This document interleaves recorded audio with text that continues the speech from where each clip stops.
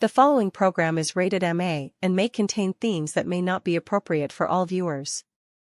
Viewer discretion is advised.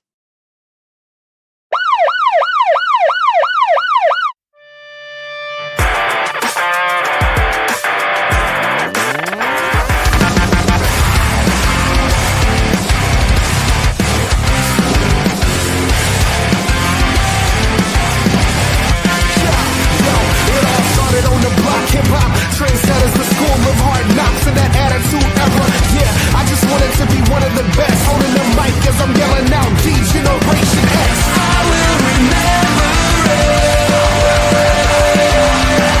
I'll never forget it. We come a pretty long way. There's so much I can say. It's never really gone away.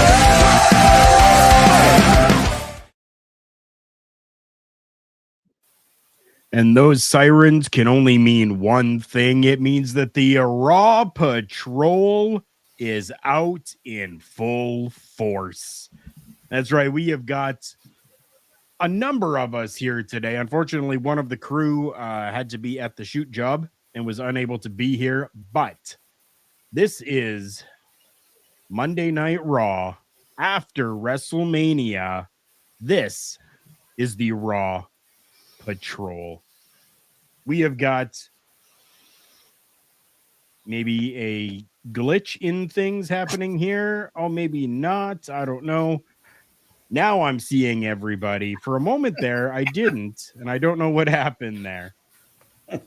Mr. Parrish, you and I both came back on here. Were you seeing just the two of us, or were you seeing everybody? No, I saw the two of us. Okay.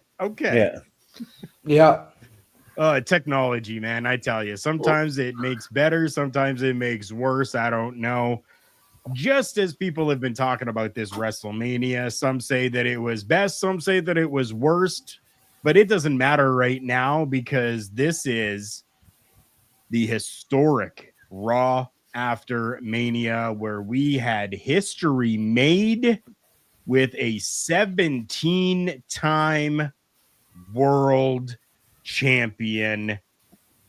Oh, Pete, good to see you, brother. Love you. Doesn't that feel weird to say, Carl? Yeah, it does.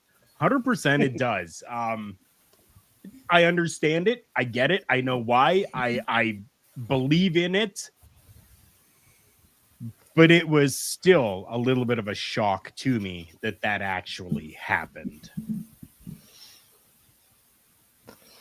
Yeah, we're living in a weird and a different time now. John Cena has made Ric Flair rear view in terms of history. The number to beat is now 17, not 16. We saw Rey Fenix and Penta in a WrestleMania match. Dominik Mysterio is a champion. And Joe Hendry appeared, because I'm going to blame Bess for saying his name. Well, then, exactly right, Pete. And then on Feels top of that, like a different dimension. And then on top of that, Stone Cold Steve Austin almost drives through a barricade. Stone Cold got into a couple accidents if you've been looking at the social medias. Somebody needs to give him a breathalyzer. I think CM Punk was right that a long time ago. Which, by the way, CM Punk and Roman Reigns betrayed by Paul Heyman. That's the days we're living in now. And probably for a lot of us, the biggest news coming out of the weekend, not that IYO Sky retained her championship. No. But the acquisition of the company known as Triple A by the WWE. We're going to talk more about that tomorrow. Mr. Parrish, you had good discussions, I'm sure, about that yesterday. Is that correct? Yeah, I gave my my thoughts on it yesterday. It was very surprising, to say the least. Very much so.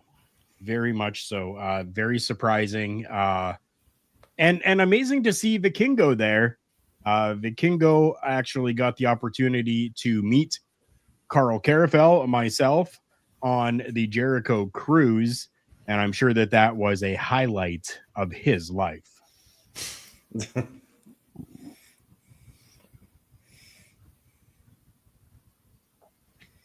I think Steve would melt the breathalyzer. Yeah.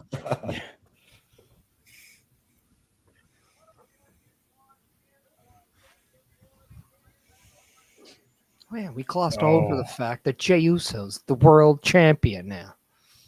Right? Which, here's even more of a messed up thing to think.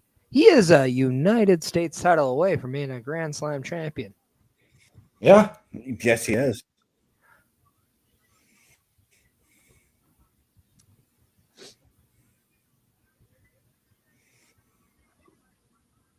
Brand new tag team champions here on Monday Night Raw tonight. Becky Lynch coming out and saying that she does not do things part-time, so confirming that she is back full-time.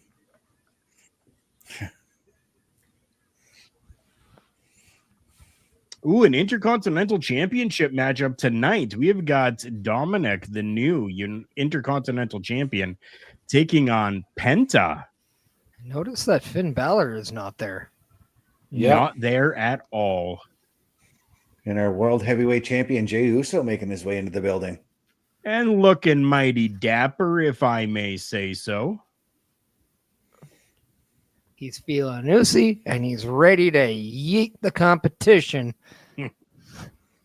Oh, but before we get to any yeeting, we get to some seeing, and we are seeing for the first time after Mania the 17-time world champion, John Cena. Now, we've always said in the past, it's the little things that matter in the production of things that are happening. And right now, this that I am seeing, this little thing, is absolutely glorious. Can you guys put a finger on it? I can't. I might get in trouble. Black screen with just John Cena in white, or the title on is backwards. There you go. Now you're actually thinking a little bit.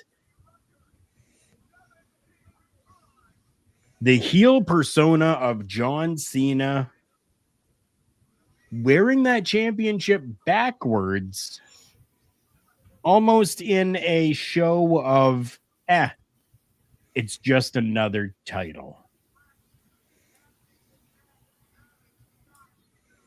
Someone said to me in another chat that they would never change Mania matches. Wish I could find them now. LOL. Well,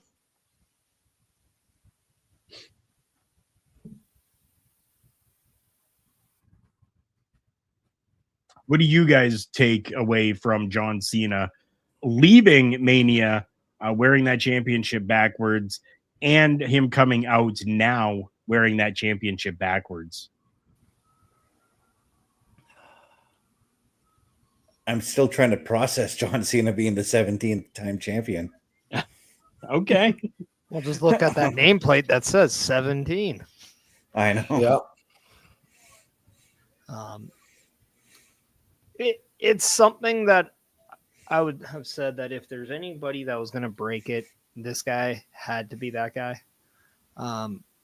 For me, seeing somebody like an Alexander Ovechkin break Wayne Gretzky's goal streak not too long ago, that was something I never thought would happen. Right. Mm-hmm. And now within the next month, I'm seeing Ric Flair's 16-time world championship record broken. Right. It just shows that records are made to be broken. True. And we're living in a very historic time because never before has a 17-time world champion graced Monday Night Raw.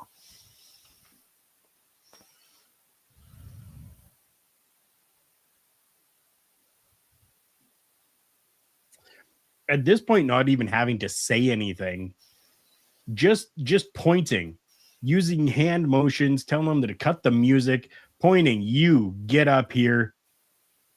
The crowd doing what they need to do and what they do best. And that is being loud and showing what they need to show through their emotions. Shout out to my buddy Carrie, who is sitting front row with the collar and elbow shirt on.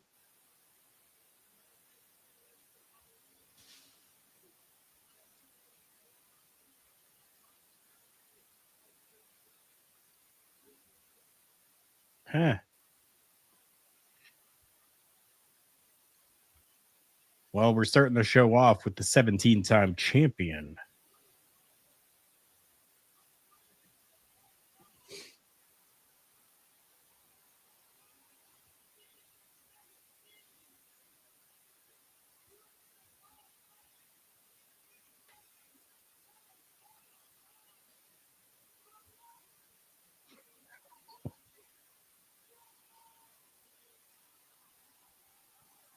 Wow.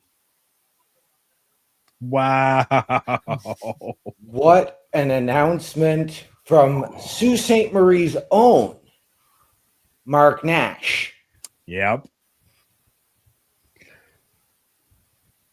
Alfred Engine 12, thank you so much for the follow over on Twitch. If you're still watching, I appreciate you greatly. A follow back has been given to you. Join in on the chat. 100% join in on the chat. We absolutely love the interaction. And with that follow, Turnbuckle Studios is 9 follows away from its goal at 170, currently at 161. So if you can, spread the news of how close Turnbuckle Studios is to that goal.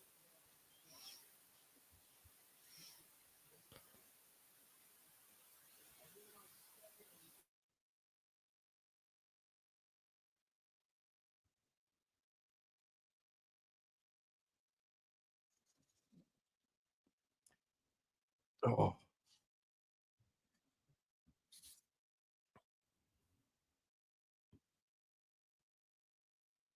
Oh.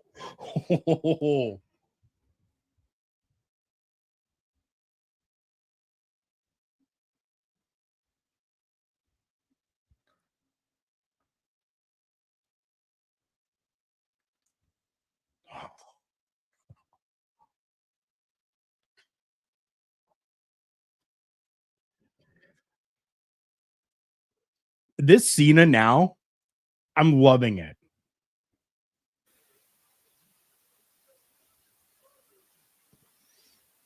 I'm very curious to see, other than a Cody Rhodes, who will be that guy to step up to John Cena? Because I do hope that we see somebody different. I do hope that it's going to be a killer. A killer cross. Bobby, good to see you, buddy. But that killer still has some styling to do.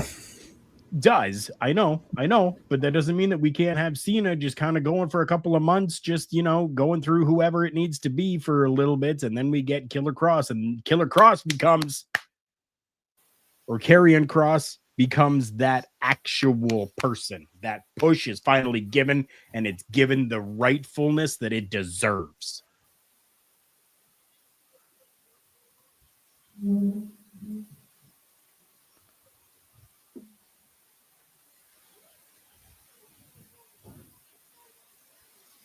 And although I think it would be a cool matchup to see, I saw a sign in the crowd that said Joe Hendry versus John Cena.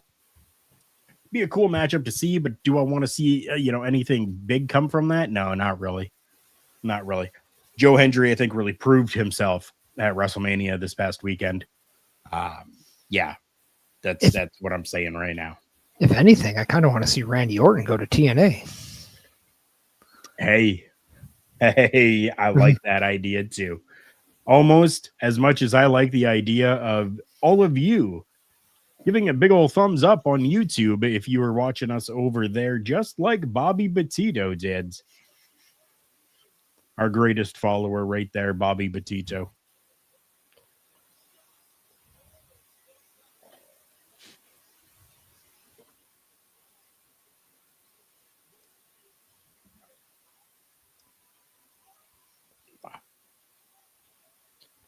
I think I gotta do it. I'm sorry. I got to.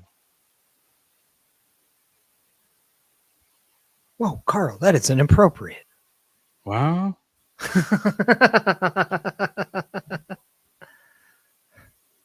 Oh, I just meant the photo you sent me. Oh, well, shh. We keep that to ourselves. But wow, he does have nice ears.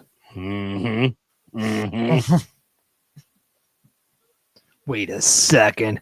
Those are your ears.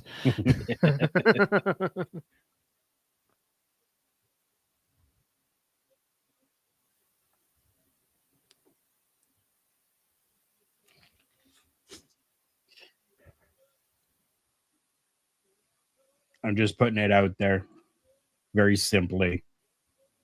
Onto X at John Cena. Who follows me?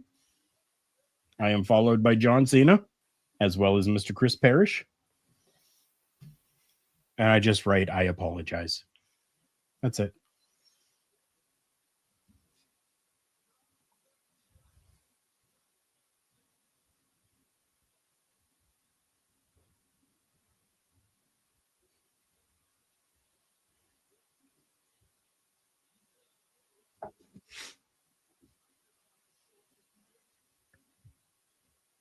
He just let us in that he's only got 27 dates left.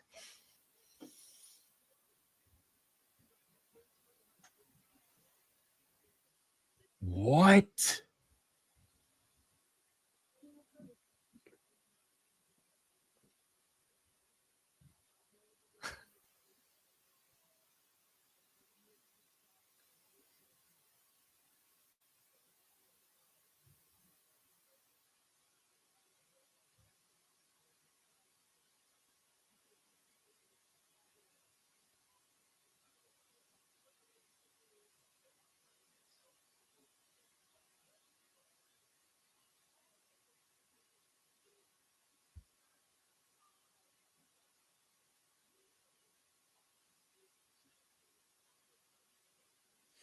This is where we need Silas Young to come in. Or Bob Backlund. Oh. I love Bob Backlund.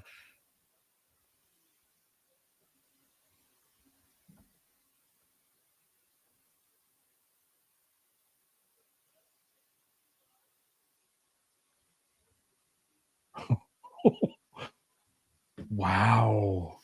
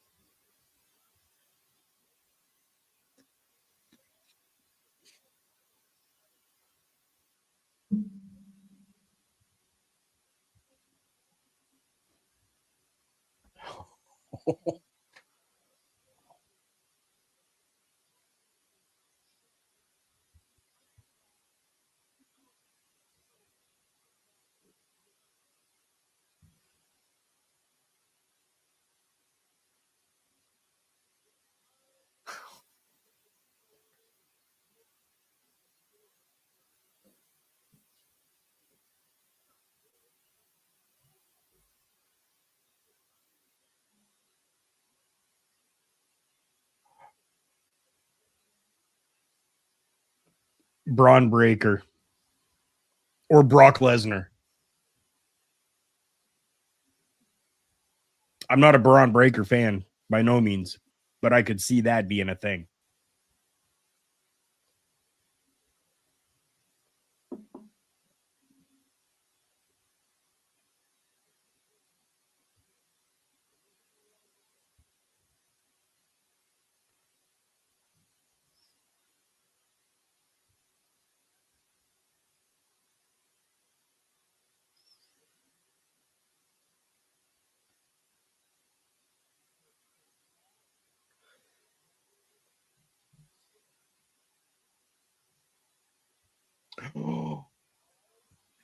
Oh, yes. Oh, yeah. Now, Randy Orton is a man that I am a fan of. And this I can get behind. Hell yeah. And John Cena can't say he is no different than Randy Orton because they came up at the exact same time. You can hear on that TV now.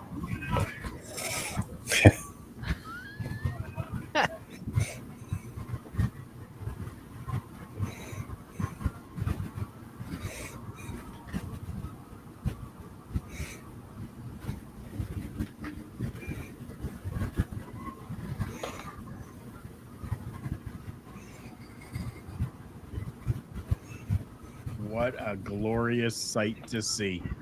There is a picture-worthy moment. Both of them. Cena holding up that championship for sure. But then Randy Orton holding up that championship as well. Oh.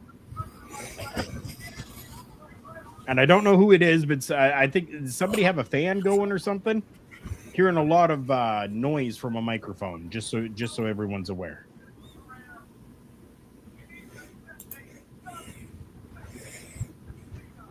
It's our usual suspect. I don't even have a fan going. Bubba's not here. Yeah. But I'm still hearing somebody's TV in my headset. Confirmed by himself, OMD has no fans. 100% I have one going, but I muted myself just to make sure and double check. And yeah, and I have mine turned on, but it's all the way in my hall. So okay, yeah, no worries at all. I just wanted to make sure that we all knew. Sometimes we don't all get to see the private chat. I don't have a fan down here. I do. It's just not plugged in or even turned on.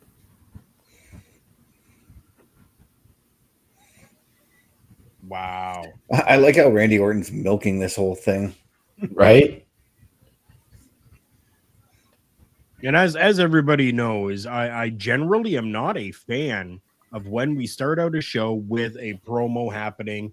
I much prefer going in and actually having a matchup to start out the show. But this is one of those exceptions to my rule, at least. This was done beautifully and a glorious way to hopefully set up that we are going to be getting John Cena, Randy Orton.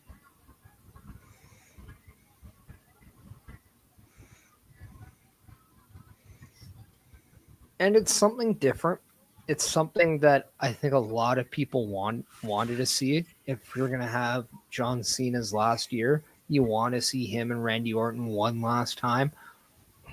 And what better place than most likely Backlash in St. Louis? Right? Right? It just seems to make sense. And when we found out that John Cena was going to be doing this last ride or final tour or whatever it is that you want to call it, Liv Morgan's coming on my screen, so I got to be really, really quick here with this. But we all kind of agreed that Randy Orton would be one of the names that John Cena should go up against during that time. Yeah, because we all said it was going to be a nice nostalgia pop because, I mean, their careers paralleled one another. I dare say I think John Cena and Randy Orton. Randy Orton's the biggest feud for John Cena, given how many times they've wrestled each other. Yeah, I think you can say Randy Orton, Edge, potentially even Punk at times too. But yeah, like Randy Orton and John Cena have just, like we said earlier, started together. They've been relevant always with each other, always there too. And there was even a moment of time when John Cena wasn't here, and that's when Randy Orton was injured. And the landscape was just a little different. So yeah, it just makes a lot of sense. All I can say is I'm happy that we're doing this now because I would not want to see this being John Cena's last match. I want Right. to see that to somebody completely new. Whether So Liv and sorry, Parrish. I was going to say Liv and Raquel are they've got their rematch, women's tag title match coming up next.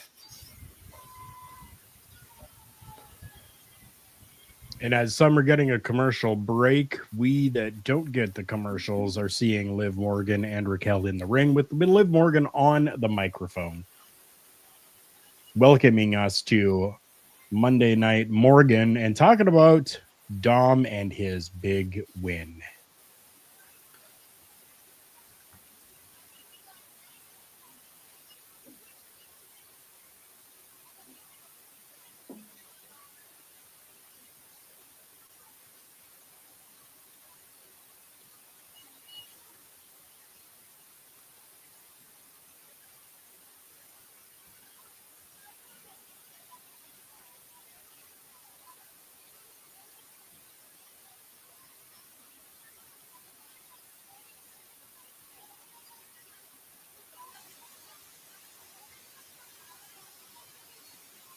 I love that Raquel's not even speaking in English. That's fantastic.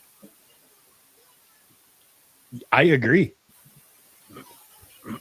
That okay, so I've always been a little critical. They got some audio crossover going on right now.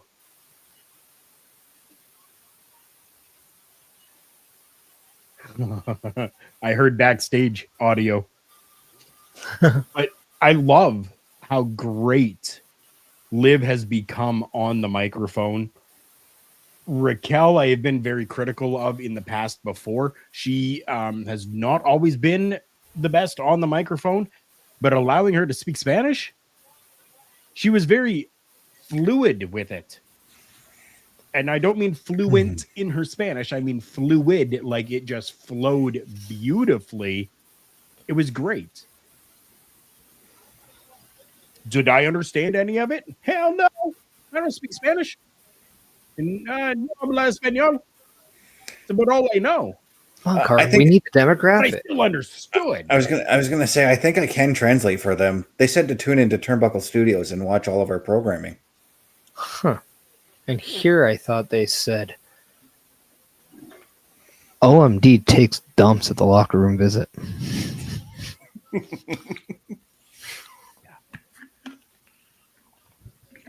The odd time.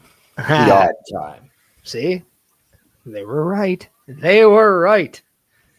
The big question now, though, is OMD, is it just straight TP or do you use them dude wipes? Just straight TP, bro. You're a monster.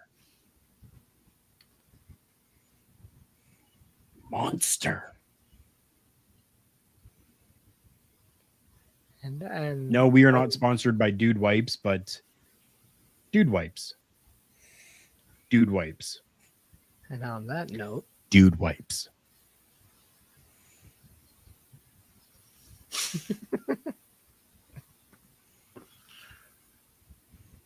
hey, look, we're back. Whew. Good Yes, timing. we are.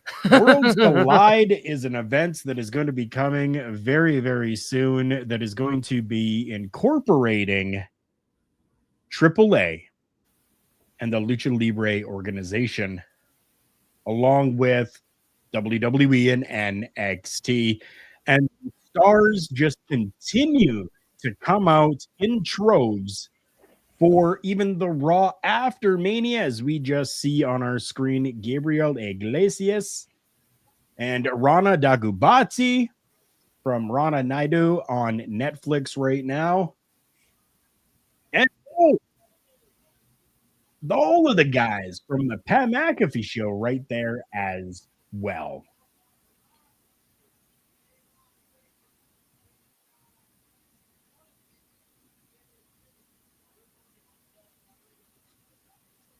And I'm hoping, oh, NXT is out in full force too. Tatum Paxley and Gigi Dolan I do believe that they have a women's tag team championship match coming up very shortly.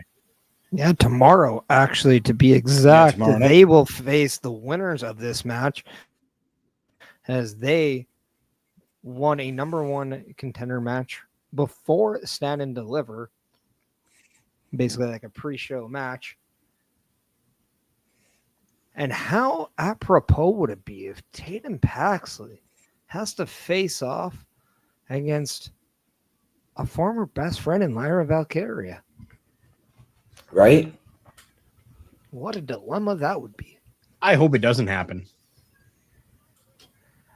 I Yes, Money in the Bank is also happening June 7th. Thank you, Bobby. Becky Lynch and NXT, though, is going to do some ratings, though. It could, but I'd watch more if Liv Morgan was on my screen than if Carl, you need Becky to Lynch be was on my focused screen. on Turnbuckle Talk tomorrow. You can't be oohing and lulling and then working. Come on now. Thankfully for us in Canada, it's on Netflix, so I can do Turnbuckle Talk and then watch it after. Yep. I mean, it makes more sense for Becky to be there because Becky in the past has drawn ratings for NXT. Yep. I mean, she's currently tag team partners with the woman who took the NXT title from her. Yeah.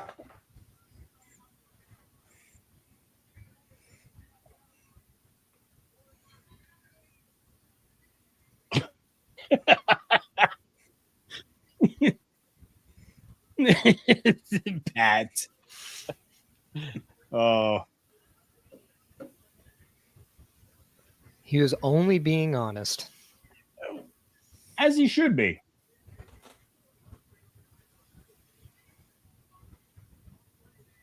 Oh, I'm not going to be upset if it doesn't happen, but I'm hoping that these championships go back to Liv and Raquel. I might be a little upset, but I'm not going to cry about it.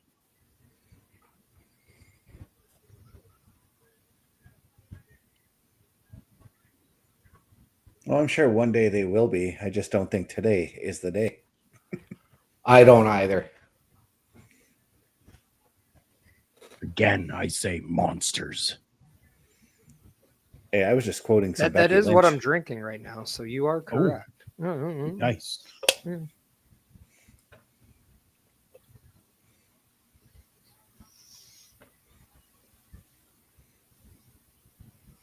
So don't take any shots at me because I will have to put up my body armor in case. No.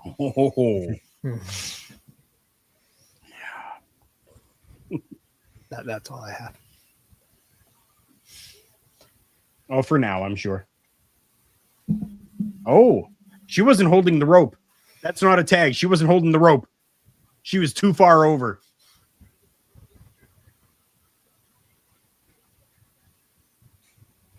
Is this referee too old? Is he getting that blind?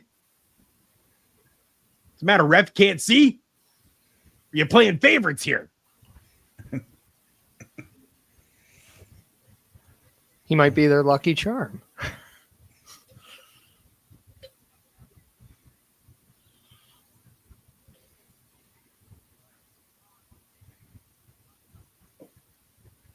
See, Raquel's in there now. This should be legal. Should 100% be legal. Raquel should be the main person now. I believe she is, isn't she? No. Yeah, I was going to say the referee wasn't counting, so.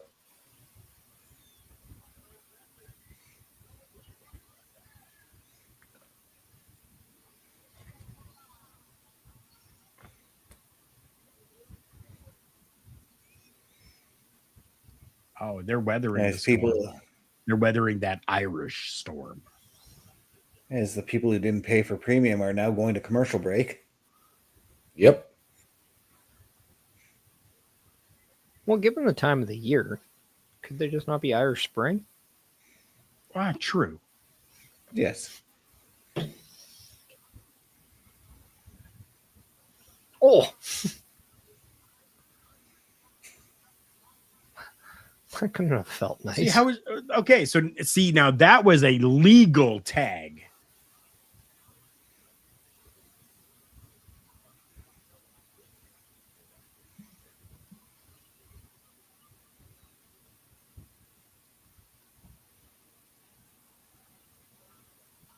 Yeah, throw her into that turnbuckle. Give her down, Charlie Brown.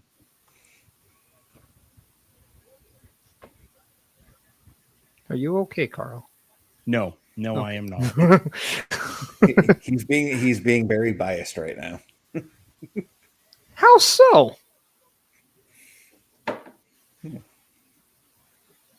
That's right. Back into it. Yeah. Come on again. Just faster. There we go. See, people, this is what happens when, you step away for a while.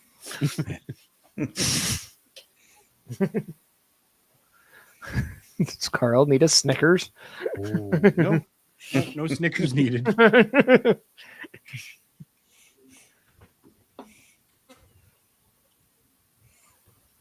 Bobby does. I'm just ask. very passionate about Raquel and Liv. That's all. Bobby in the chat does ask, who's going to go up against Jey Uso for the World Heavyweight title? Bobby, that question might be answered a little later tonight.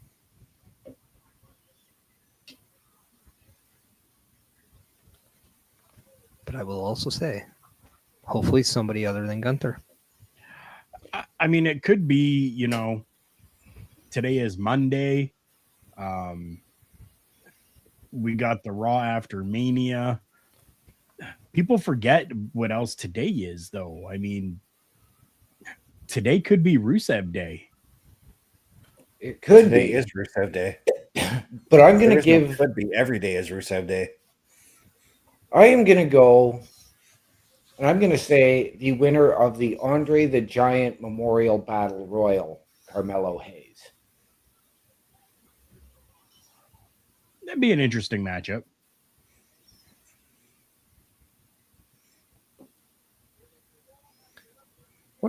What about Solo Sikoa? Jacob holding a championship.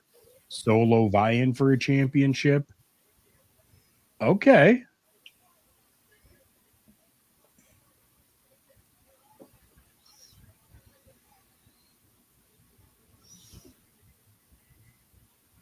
Come on, Raquel. Come on. Bobby's hoping for Seth Rollins. I was going to suggest that, but what Come on, about there we Sami go. Zayn returning? I don't know if I'd want a baby match. I think I'd be okay with Seth stepping up and taking the challenge.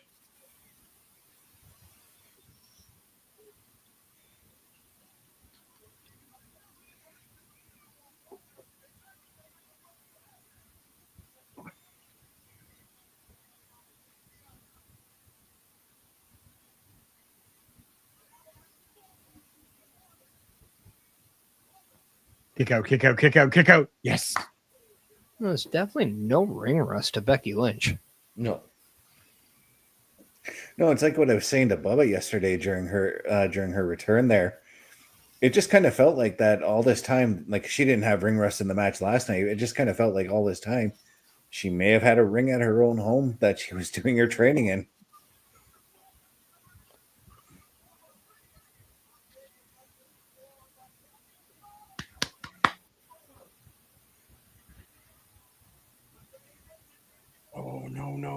Oh, no.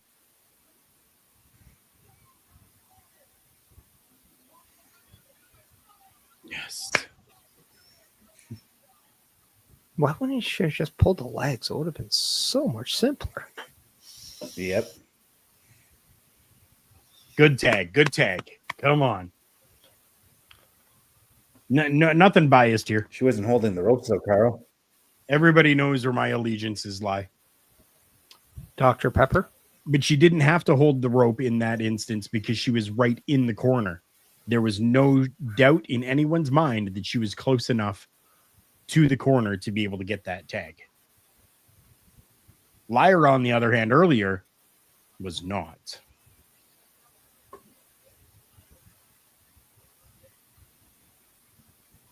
She is now.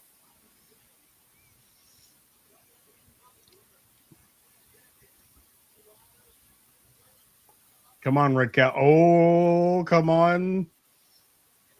Oh.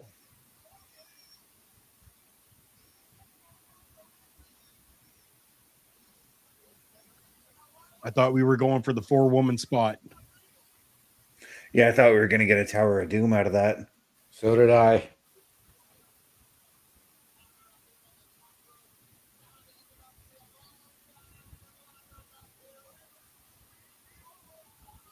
Boom. No.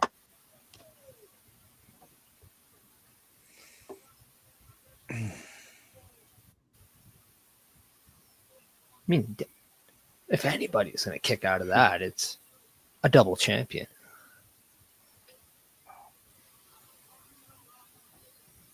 Understandable. Amazing athleticism by all the women in this matchup here tonight, though. This has been great. Yeah, all 4 of these women are just putting on a banger of a match right now.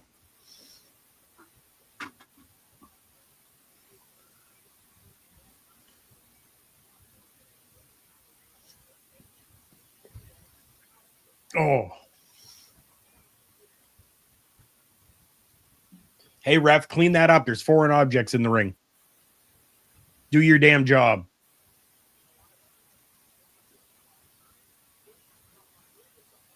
Who is this? Remsburg's brother?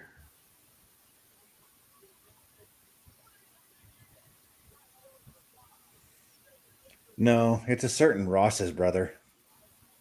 Ah.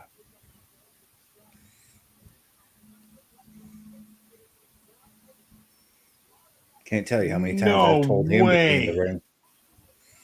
Feet on the rope, feet on the rope, feet on the rope. Yes. The foot was even underneath the rope anyways, ref.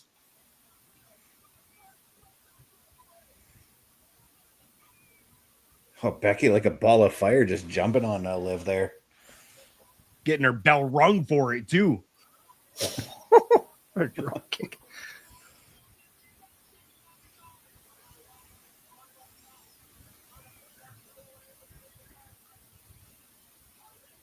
Oh, what a boot. You've got to be kidding me. Gotcha.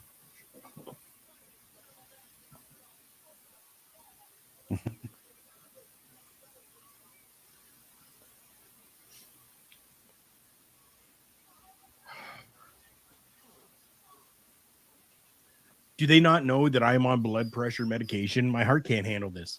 Come on now. No, they're just making sure the medication works.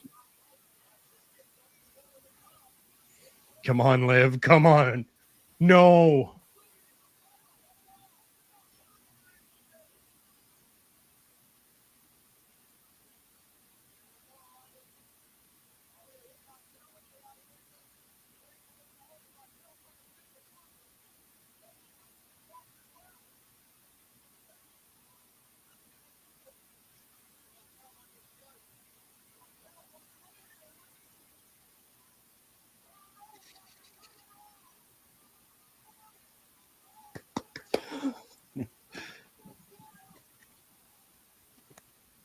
Yes.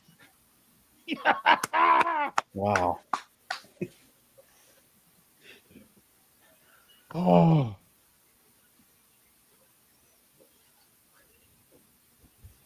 Four time.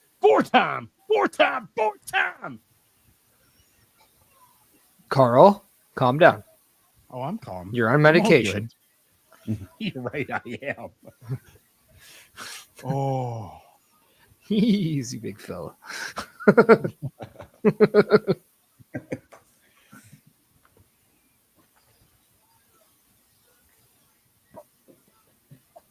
Wow. Again, I asked, are you sure you don't need a Snickers? I'm sure. I told you. They are delicious. Just passionate about pro wrestling. And that right there, for me, was great pro wrestling. Everybody's got their favorites. Everybody's got their people that they like and that they cheer for. Well, they were mine. Now, out of curiosity, does Becky turn on Lyra? Yes. It's what it looks like it's setting up on. Yeah. And then it's Becky that took out Bailey. Oh, there it is. Pete called it first, too, though. Mhm. Here goes Becky heel turn. Yeah, you did call it, Pete. You sure as hell did, my friend. Oh.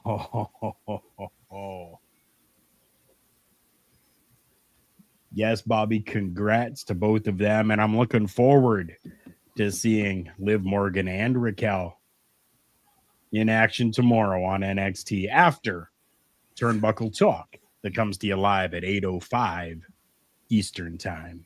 Now, how funny would it be if they lost the tag titles tomorrow night? Oh, wouldn't be funny at all. Stop putting that negativity out into the world.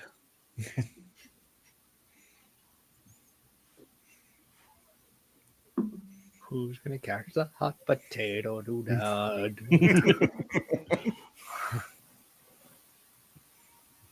Oh.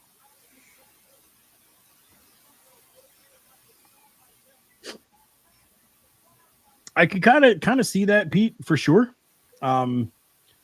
Lyra does wear the black too, so it kind of was like, man, maybe she's just trying to, but you're right. You called it. Those subtle little things.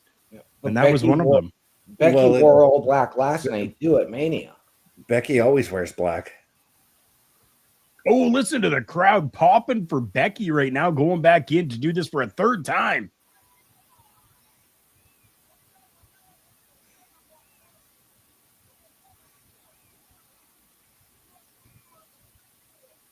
Three manhandle slams.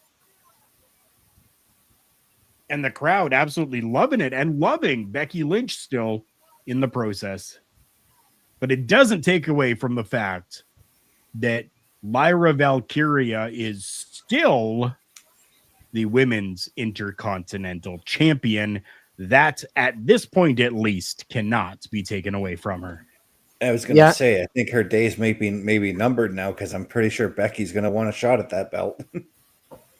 That's a possibility. Yeah, but we still got to find out who took out Bailey, and if that was Becky Lynch, then we could be grooming ourselves for the first ever main roster feud of Bailey and Becky Lynch, which is absolutely insane to say. But no, they had never been in an actual feud coming out of NXT. And that could be a reason why Becky Lynch does not walk away with said championship. Right.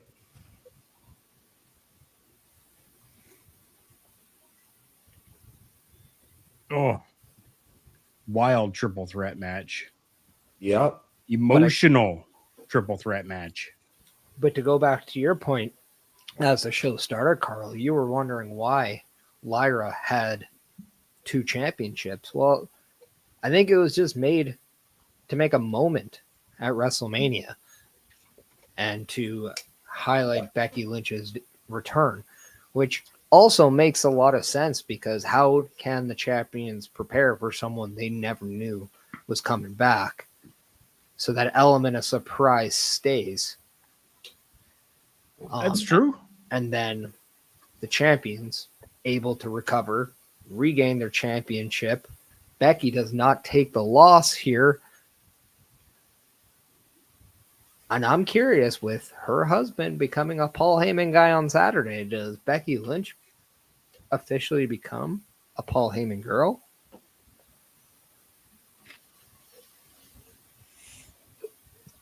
I love that possibility.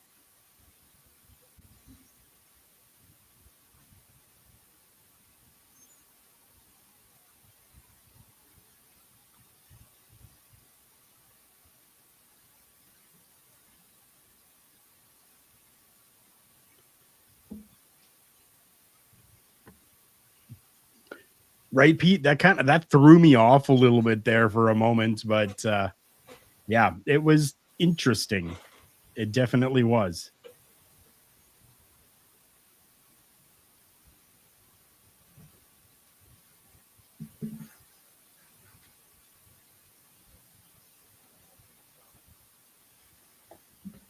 Oh, what a story that is as well. That triple threat match. Paul Heyman starting a new ooh.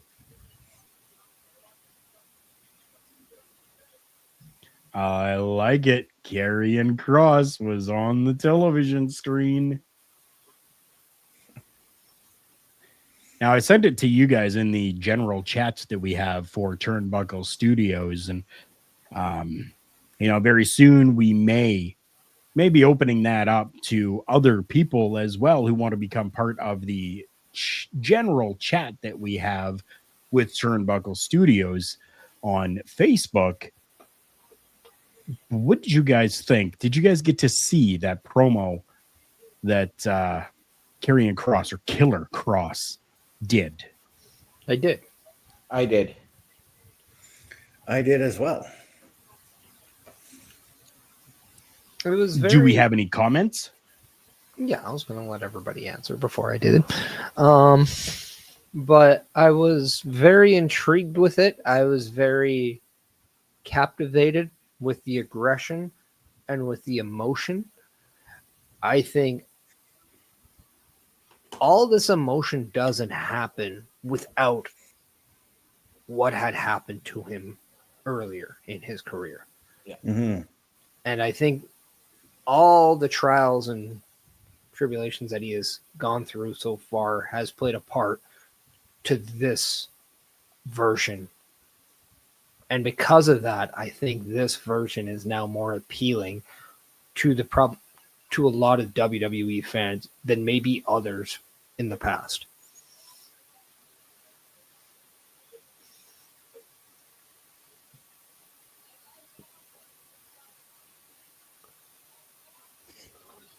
American made on our television screens right now. Chad Gable praising to the high heavens El Grande Americano. Yes, he is numero uno.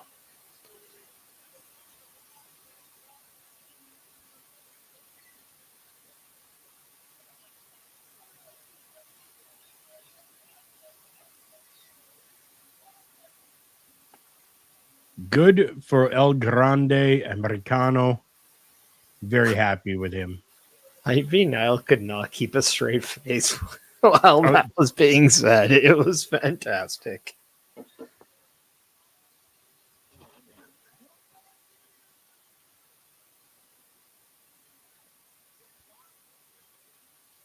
There you go, Ivy. Thank you.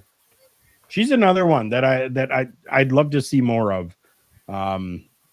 I've said since I first saw her on the pro wrestling scene that I enjoy her work and I really want to see her continue and go further and further and further. And I think that she's got it. She's got all that is needed to be a good champion. I'm not necessarily saying that she's going to be the world champion, but she has got what it takes to be a champion.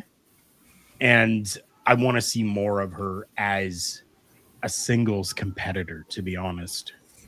Yeah, I wouldn't mind her stepping up and having a match with IYO Sky, for instance, for the world title, or even just because we just seen her Lyra Valkyria for the Intercontinental title. Yeah. I think somebody that I would really like to see her in the ring with would be a Bayley. And I think that would be a great side feud that doesn't need a championship around it, but what it can do is it could help elevate her in ring. It could elevate the confidence, because if you have a bad match with Bayley, I think the problem is you, because I've never seen people have bad matches with Bayley. Right. Yeah. And because of that, Bailey is going to allow you to be creative and try things, but also allow you to shine while doing so. So I think that would be a great boost for Ivy Nile.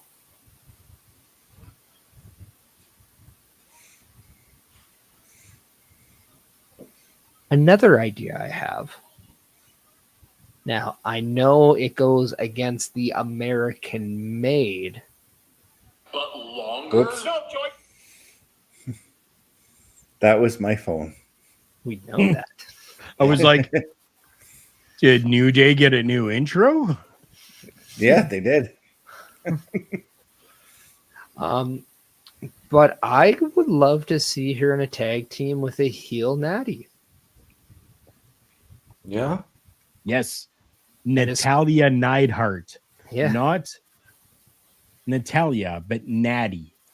Natty Neidhart.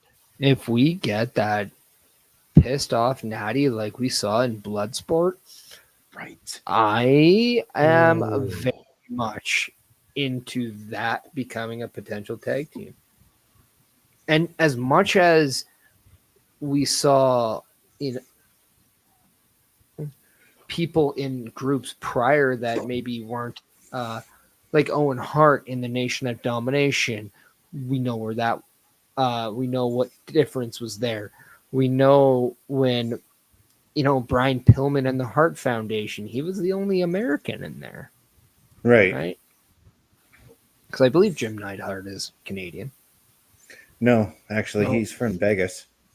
He did move to Canada after he married Ellie, though. But he got citizenship, so that counts. Yeah. Or at least counts for where I'm going here. It But we counts also- towards your argument. Yes. But if Natty becomes that, maybe she just becomes maybe she becomes American made. And it could allow her to go there. She maybe does the opposite of Bret Hart. She passes on Canada. She would be a very hated heel. Mm-hmm. And this would allow somebody like a Chelsea Green to be more of the baby face. True. I would be okay with that for sure.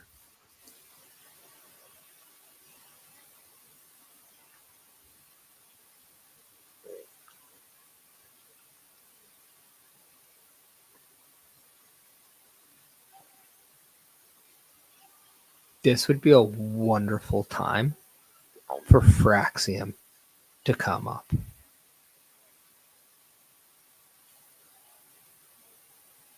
Yeah.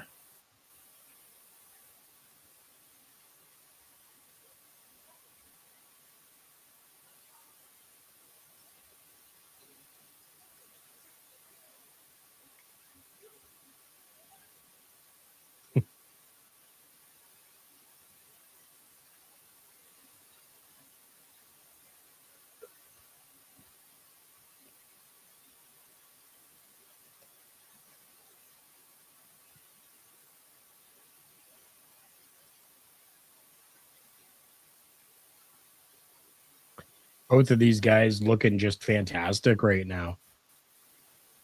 Like just how they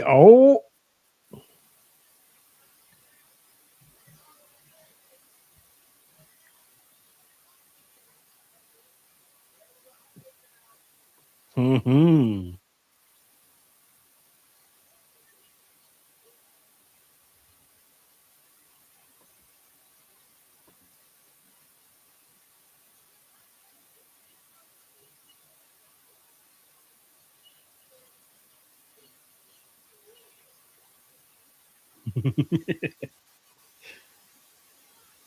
Wherever this swag from Maxine came from, keep it. Yes. Yes.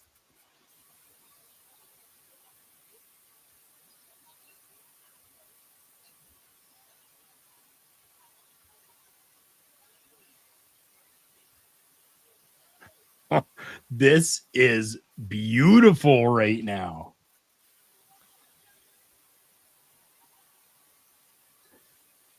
No, and see, yeah, see.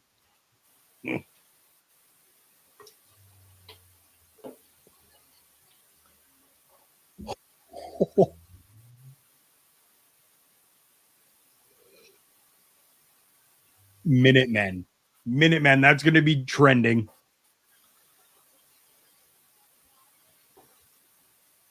Well, there's at least 1 minute in a new day.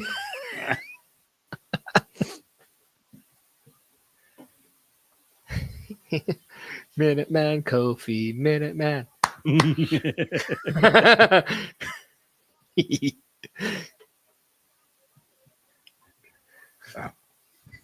If you're somebody that has followed along with us, what is going on here? Whoa.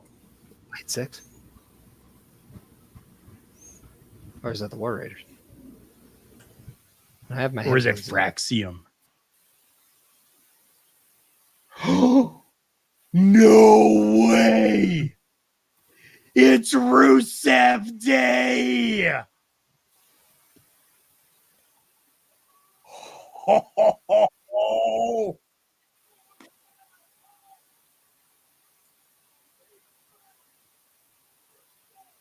But why during this match? Why during this right now? Let's just gonna go in there and decimate all 4 of them.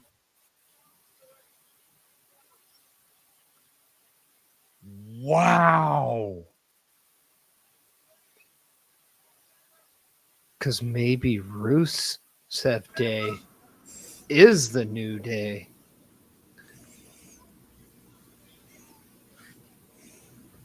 Well, the day has come where Rusev Day returns to the WWE.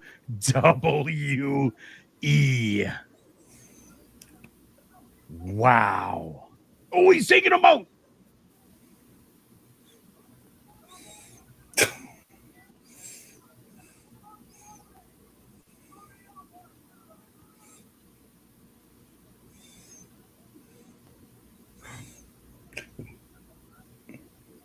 Because I was going to try again.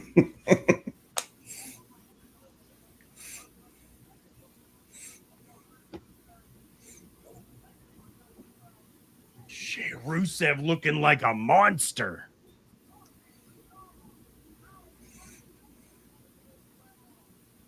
Come on, Otis. Oh.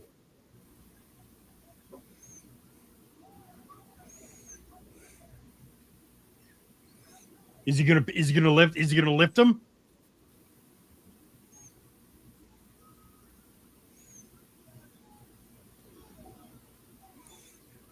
He's lifted him. Oh.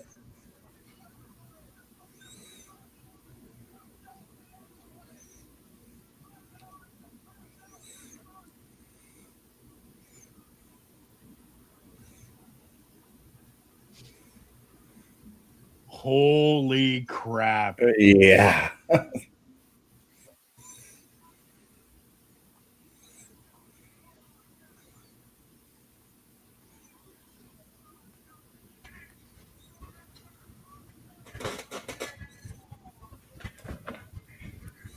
Rusev is jacked.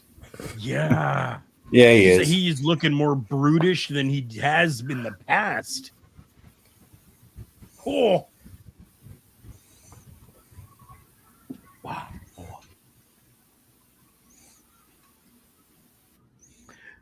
Now, I am a little upset that we didn't actually get Alpha Academy versus the New Day. I'll be honest. We may not get it this week, but maybe next week we get it.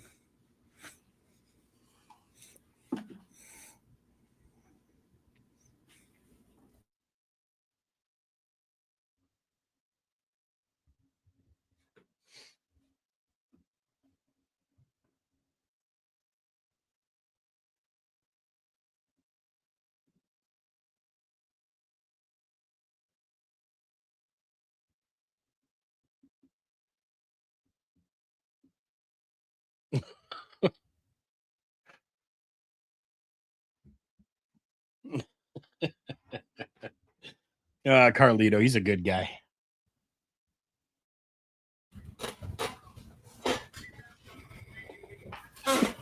He's cool. I like how that ended with Finn looking at the Intercontinental title. Yeah.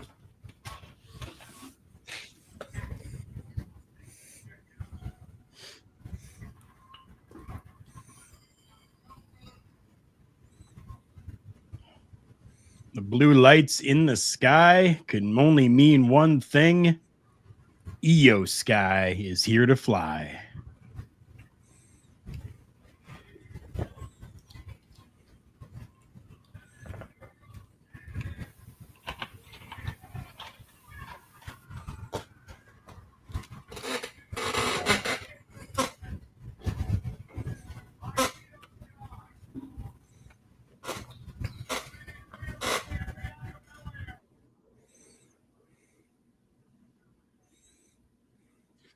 I think it's pretty cool that IYO Sky, you know, when she's coming down to the ring there, she's letting people touch the championship just briefly.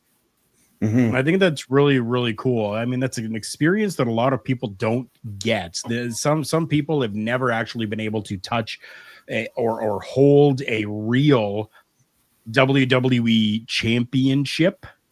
And for some people, like that's a bucket list thing for them, right? And if only just that slight little bit, even if it is a women's championship, it doesn't matter. It's still a WWE championship that they got to just briefly touch and feel the greatness of. And I got to speak. Go ahead, Parrish. You go. Okay, I was going to say, I'm speaking from personal experience. That is a magical moment. Yeah, it definitely is. I've luckily been able to touch and feel many ring used championships, a few from the WWE, AAA as well, NWA as well, and it's a pretty cool experience. Even TNA as well. It's just a wild thing. Throwback, love you, brother. Good to see you. I hope you are well. What's good, boys? Tonight, wrestling-wise, is great. At home, not so much. Dealing with a sick kid isn't great. I remember those days, brother. They still happen. You know, my kid, while I was in Florida, wasn't feeling the greatest as well. He's, 19 years old, but still, you have those concerns for sure. Let's hope the little guy gets better. 100%. Yeah, I was lucky enough to have my son home for the Easter weekend, and he was great. He just had a couple of nights with issues sleeping, but again, new environment for him because he's not used to being here on a regular basis anymore. Makes perfect sense.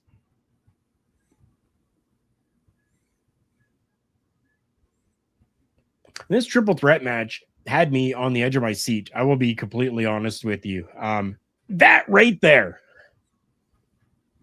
Celeste and I are sitting there watching the show, and Bianca uses her hair as a whip there, and Celeste grimaced. She came back in her seat because she was sitting forward as well, and she was like, "Oh my God, that looks like it hurts." Oh, it was just a magical moment to be able to be there for. I enjoyed this matchup, and I enjoyed the ending of it as well.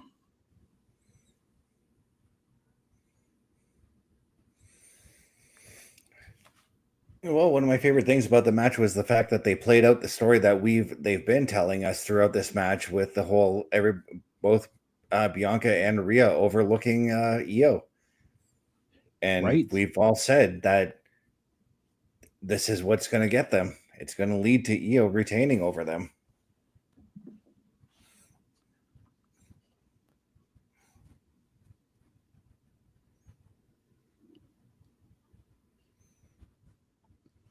Parrish, as somebody who is still currently wrestling, how do you feel about what IYO Sky did there, allowing people to touch the championship? I think it's very important as a performer to understand the inclusion of your audience, even regardless of what role you're playing. Uh, Knowing that you have an audience there makes that whole presentation, it makes the performance, it makes everything a lot more fun and enjoyable. Yeah. Anybody who in wrestling forgets their audience, in my eyes, sucks at the job. I think it's very crucial because as a good guy, good girl, babyface, as you will, it's very important to allow the audience an opportunity to come in a little bit. Not too Yeah. much, but come in a little bit. Mhm. And if you're a heel, it's your job to kind of do the opposite, right? So I like it. I remember years ago when I would do pictures with the fans and I was a champion. The one thing I did was always say, "Hey, I need to do my super cool pose." I'm like, "Can I do that?" And the kid would go, "Yeah." Why can't you do it? I'm like, "Well, I have this title and I can't do it. Can you hold this so I can do my pose?" And that always brought a smile to the kid's face. Yeah. But it was just announced Survivor Series War Games going to Petco Park in San Diego. That now makes all four of the big four stadium shows now. True.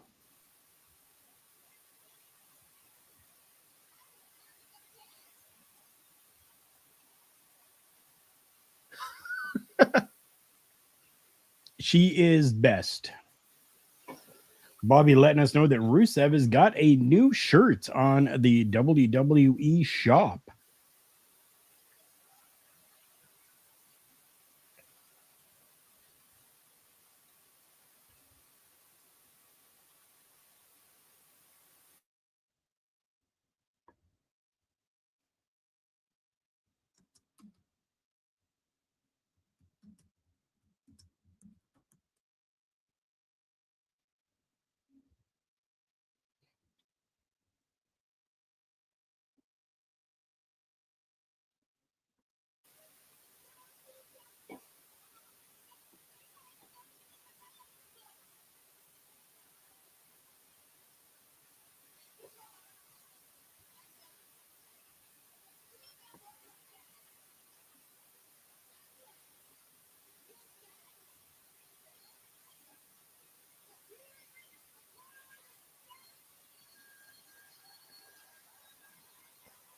Is it just me or does that title look more golden than normal?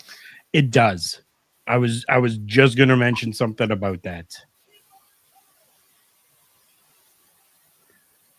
Oh my God.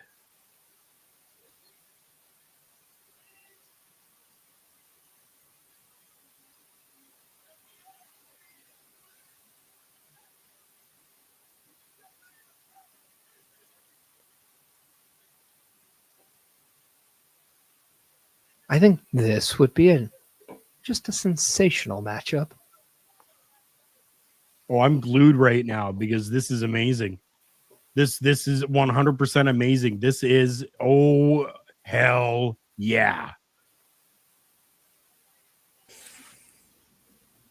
I was sitting here and like, okay, IYO Sky is cutting a promo. Something big is about to happen in this promo. And I thought it would have been just simply Rhea or Bianca interrupting, but I did not expect Stephanie Vacour to show up. I'm not gonna lie, I was kind of expecting Roxanne Perez.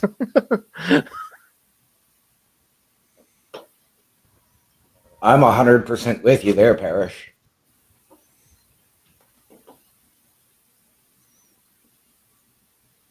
I was kind of expecting either her, or maybe even Jordan Grace, to be honest. I think that one would have made sense too.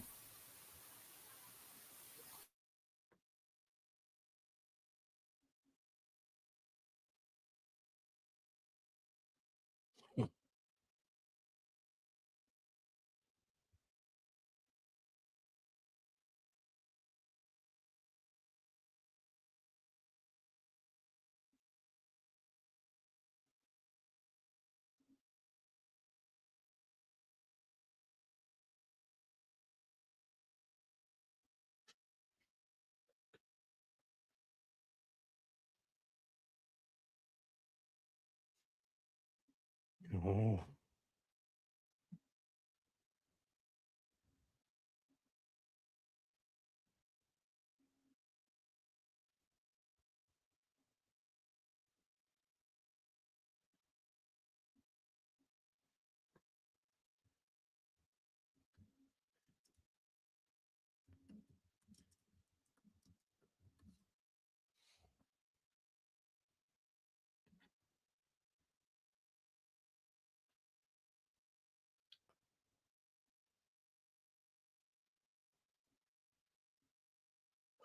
Oh, there you go, Parrish.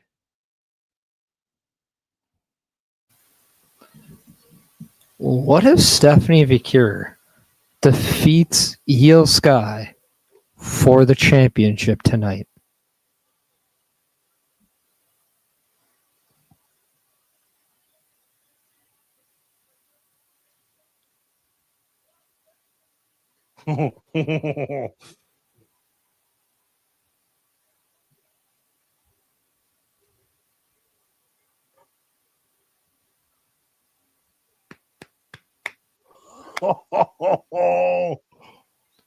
Oh, this could be huge if Stephanie wins.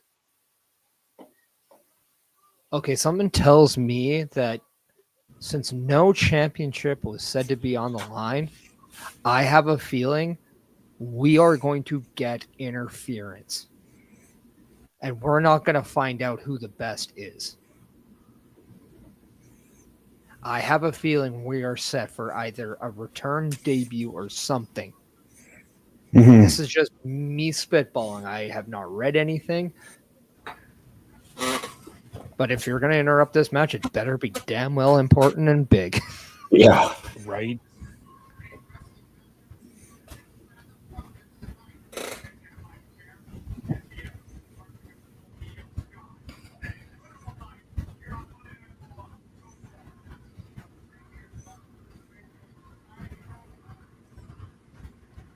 La Primera. That is my pick. That is my choice. La Primera.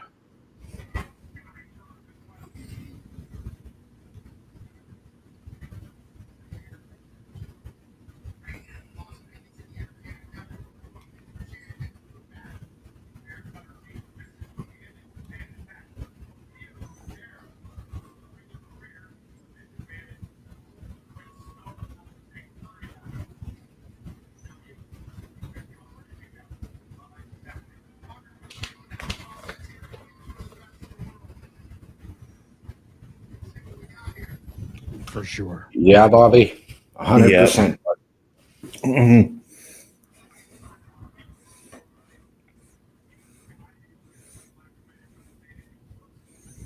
Yeah, in my mind, when Io was cutting that promo, I was running through the list of women who could possibly be coming back or debuting or being called up.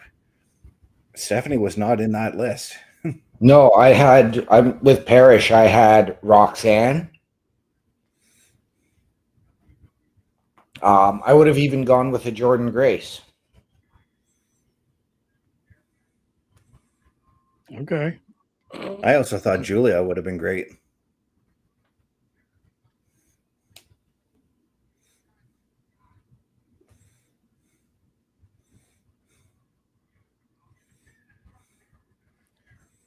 I'm just thankful it wasn't Bianca or Rhea.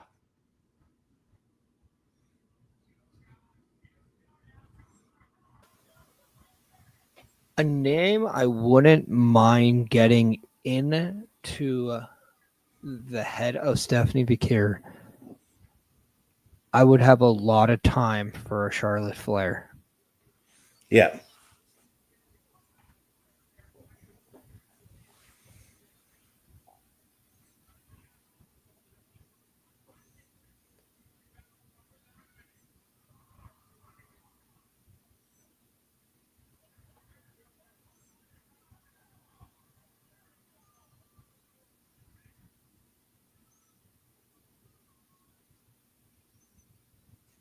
And I feel sorry for those that don't have premium and are getting a commercial during this matchup.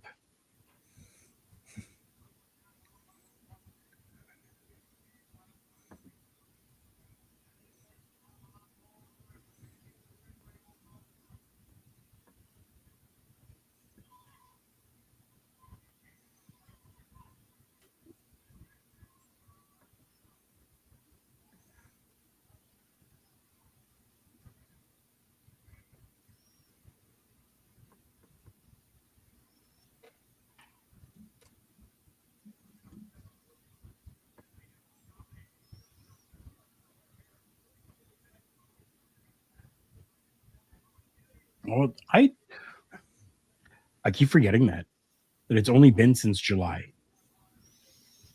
Yeah.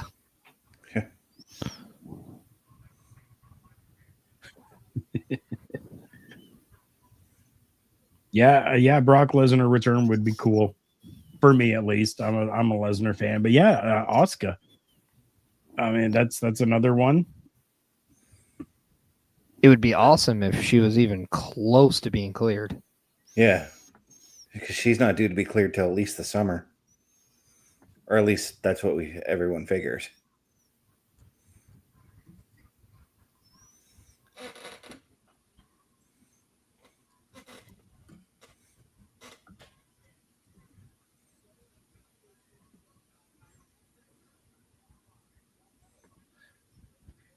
Now, if we were to see Alexa Bliss and Nikki Cross,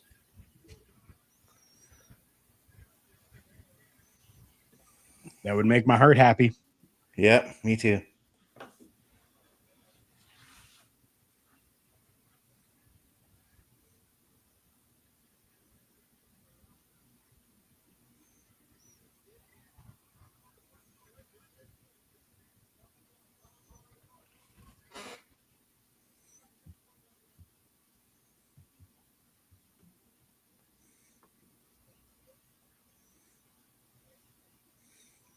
Here's the thing with this week, though. This isn't the only night that we're going to get surprises. I mean, we still got Tuesday.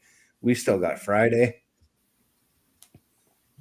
yeah, and that mysterious vignette that rumored to be Aleister Black will be appearing on SmackDown this week. Yeah.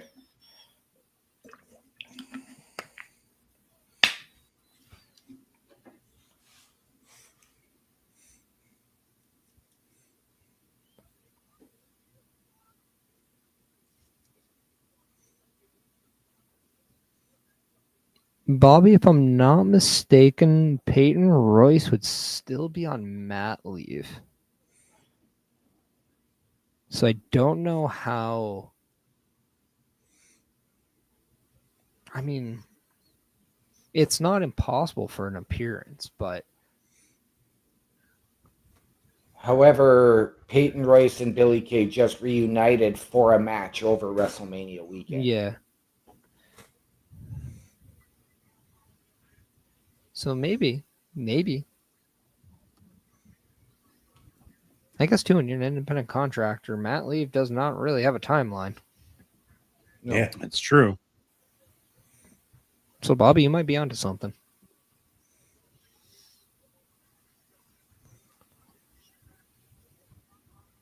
But I would definitely love to see both of them back. I mean, Give me the Iconics, and I will be happy as well. if that's to happen, give me that tomorrow on NXT during that women's tag team title match. Yeah.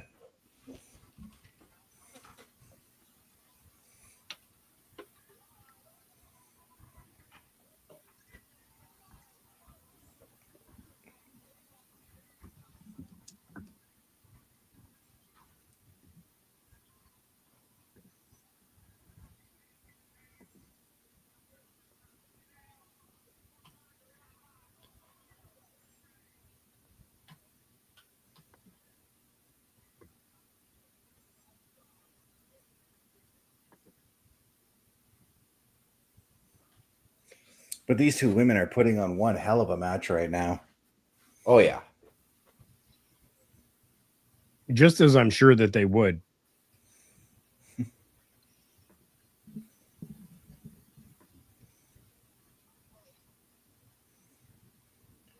Oh, she landed on her feet.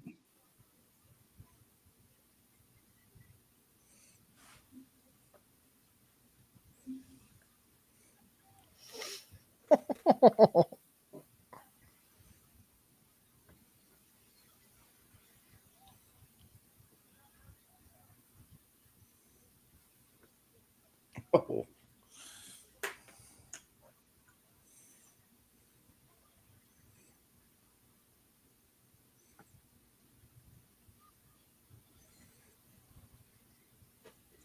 This is a beautiful takeout of that knee. Yeah, dragon screw right there.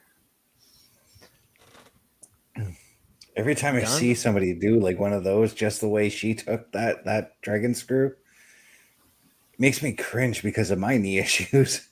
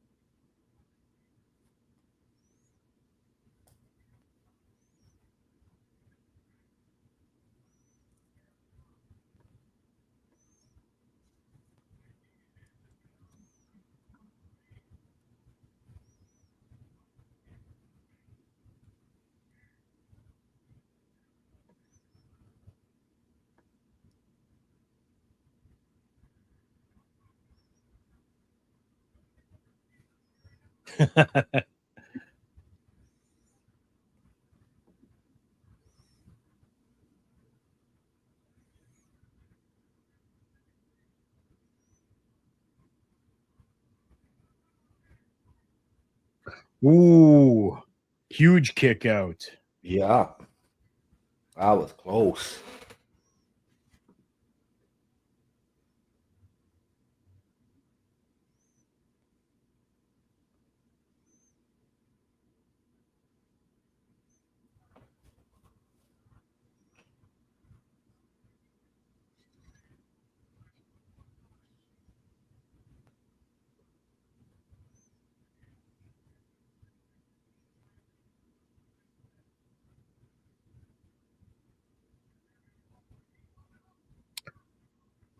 Oh.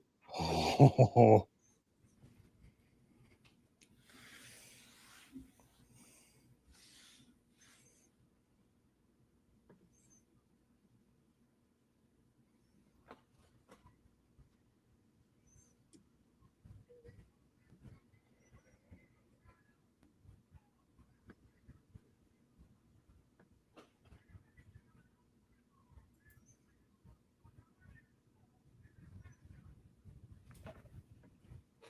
You're not lying there, Bobby. You are 100% right on this.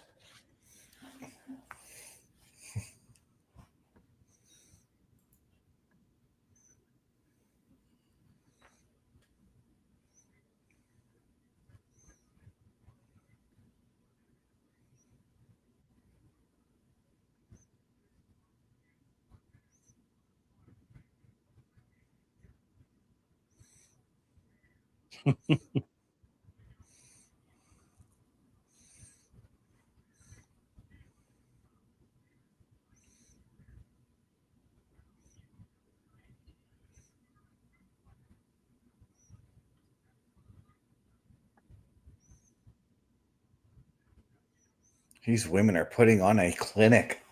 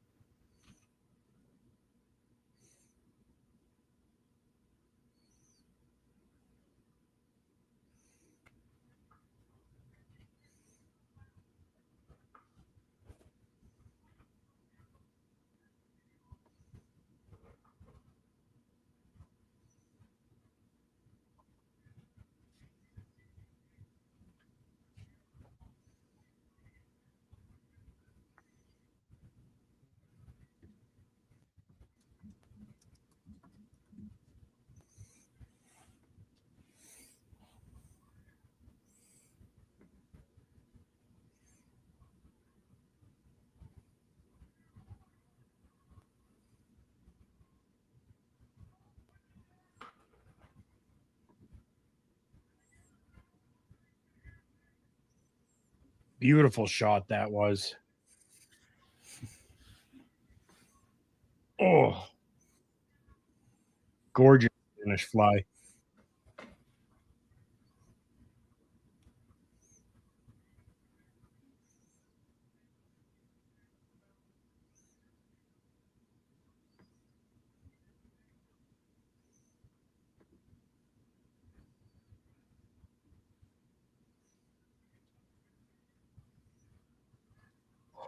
Oh,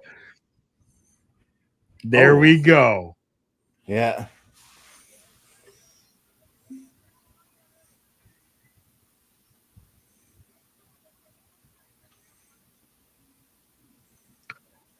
Oh, Oh.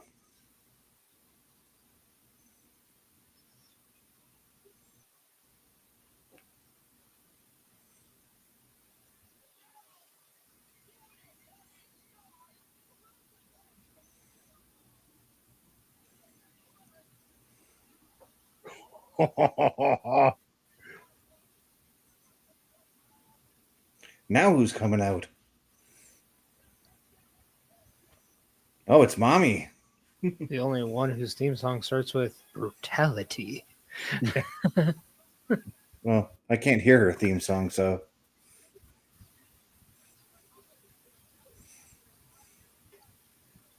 look at that black eye. look at this tease. Julia and Rhea Ripley, sign me up.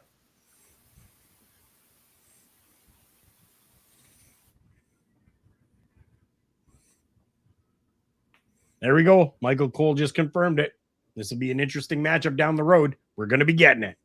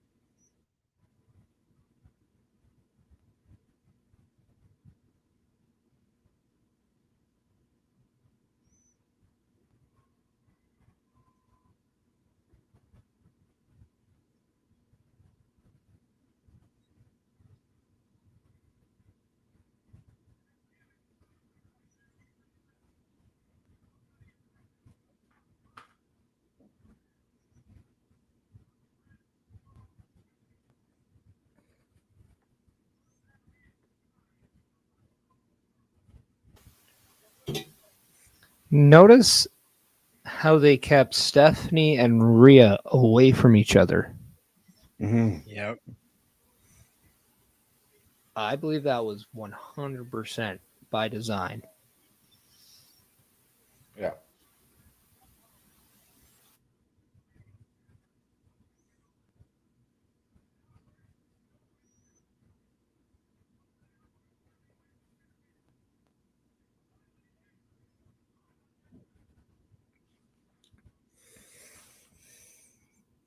Well, up next, our World Heavyweight Champion, Jey Uso, is going to be making his presence felt.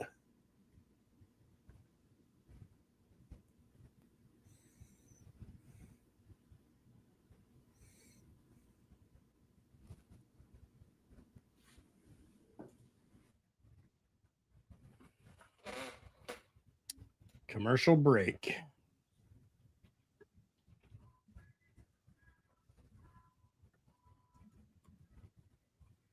Are we going to get to sing happy birthday to Michael Cole again?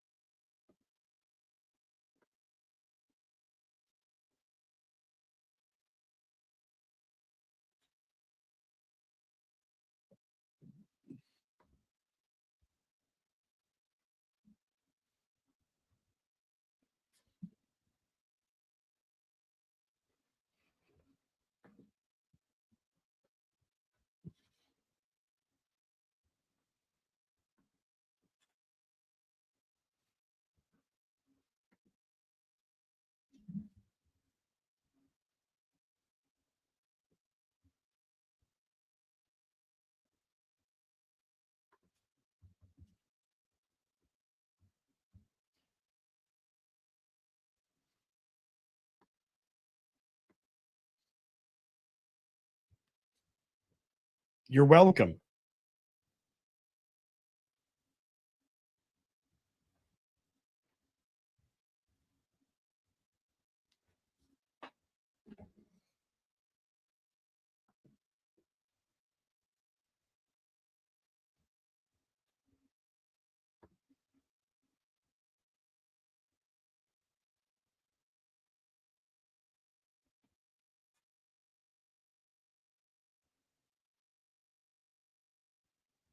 Oh, that's cool.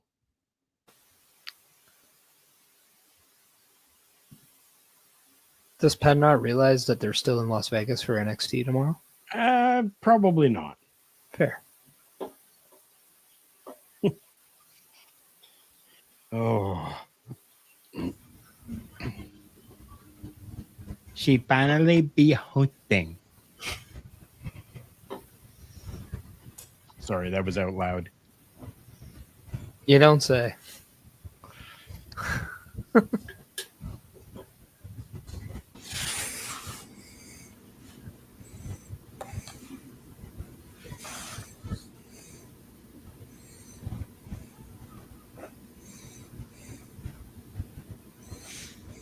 Oh, SummerSlam, a 2-night event. Yep. The first year of the 2-night SummerSlam extravaganza. I strongly believe something big is going to be going down this year. It has to. First time ever.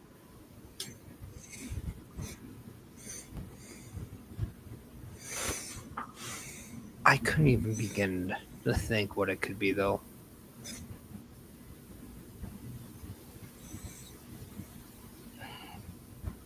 No idea.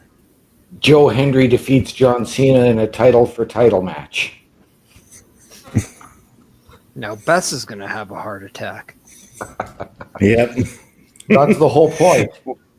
Dear Well, God, you're cruel. I mean, yeah, really, OMD.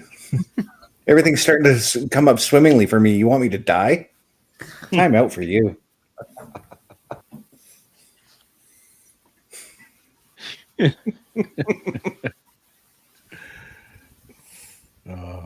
That's like the 7th or 8th time out. Hey, I didn't say you can come back. No. I did. There you go. Thanks, Parrish. You better be on a better behavior.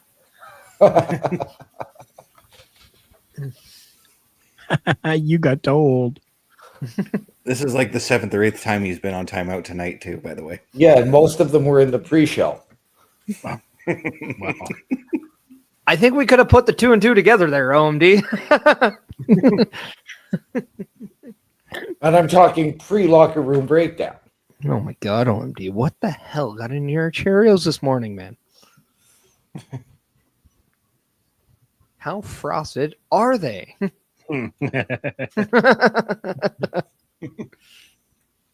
All I said was, in my opinion, night 1 of Mania was mid, in my opinion.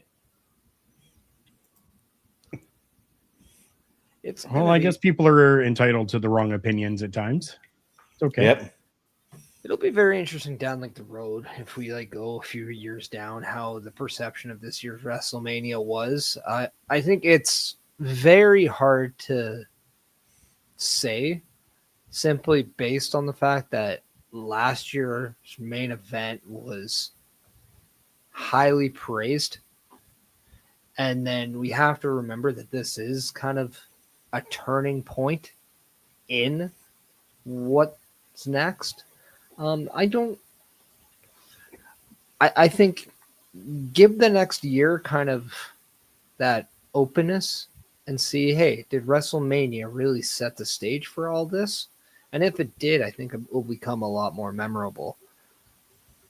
But honestly, I find it really hard to really think of WrestleMania and the impact right away anymore, simply because they still gave us moments. Whether it was John Cena's historic title reign, whether it was a member of Slayer performing, whether it was Kerry King. living color and CM Punk taking a selfie during a live entrance, whether it's, Paul Heyman turning on Punk and Roman, whether it's, like we got so many amazing things. We did. And I think people overshadow that because it's just, they want more and they want more. It's entitlement now. Dominik Mysterio won his first singles title on the main roster. Yep. Penta and Rey Fenix had WrestleMania matches. Right? Jacob Fatu won his first championship in WWE on his own.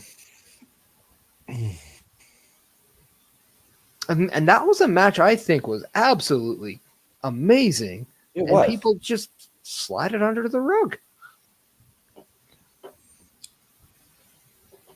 Oh no, I said it. I said going into that match that was going to be my match of night one. So, and it did not disappoint. I even thought Jey Uso and Gunther was banging. Yeah, I love that finish. To be honest with you.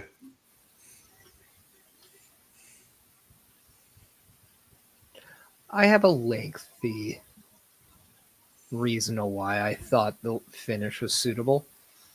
I talked about it on Sunday. I want to enjoy the moment that we have now here. Yeah.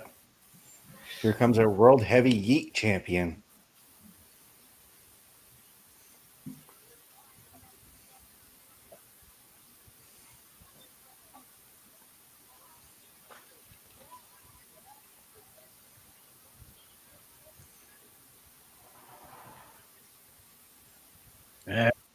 Again, just knowing the fan base, knowing and bringing something like a little kid like that. Yeah, come on, let's do this. Beautiful.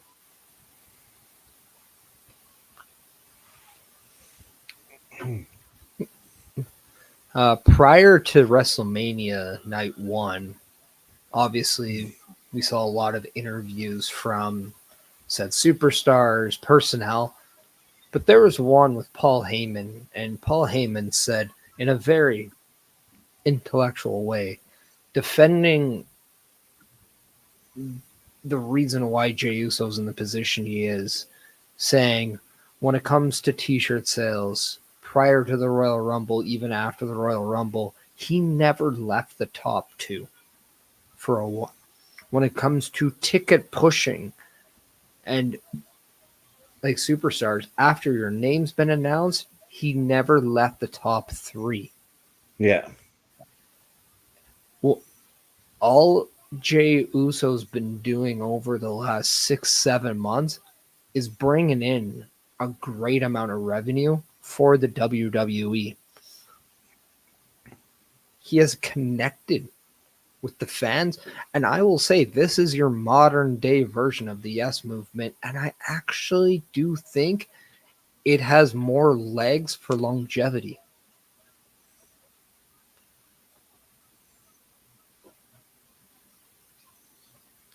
This is someone that we have seen grow in front of our eyes over the last decade.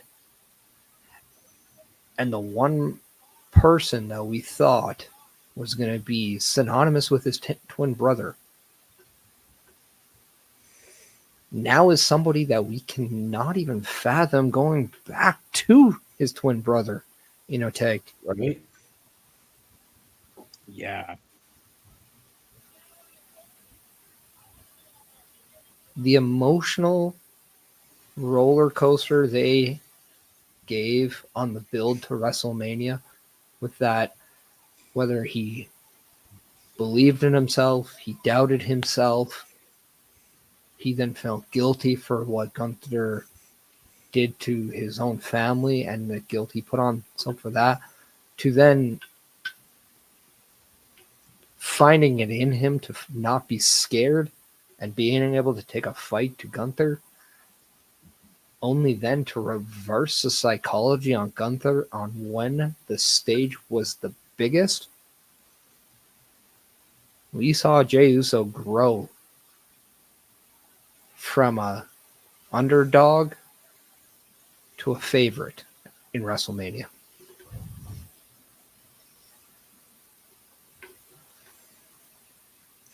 I mean, if I went back and told myself 15 years ago at the Barry House show that I watched Jay and Jimmy tag teaming in against the Hart Dynasty and told myself then that Jey Uso was going to be the world heavyweight champion, my past self probably would have laughed at me for that, to be honest with you. Yeah, possibly.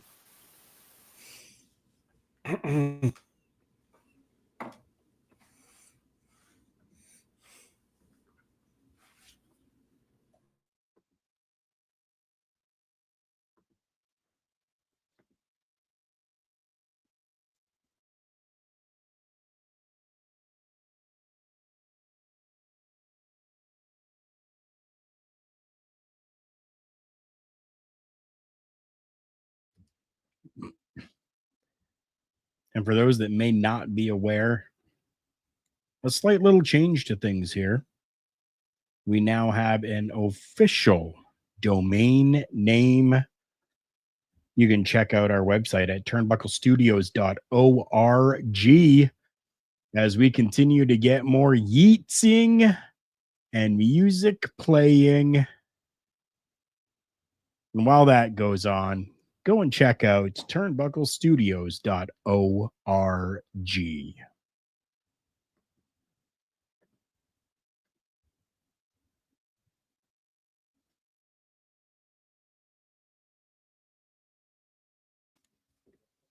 And now maybe we'll hear from our world heavy yeet champion.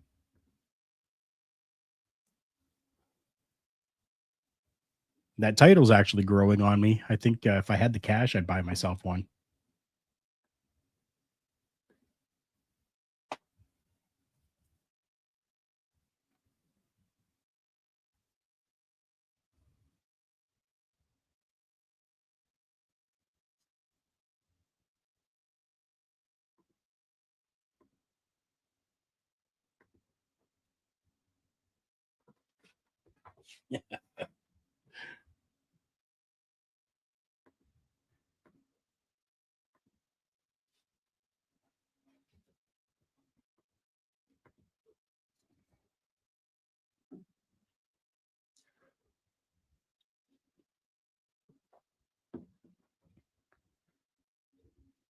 Climbed that mountain, got himself there, and he made it.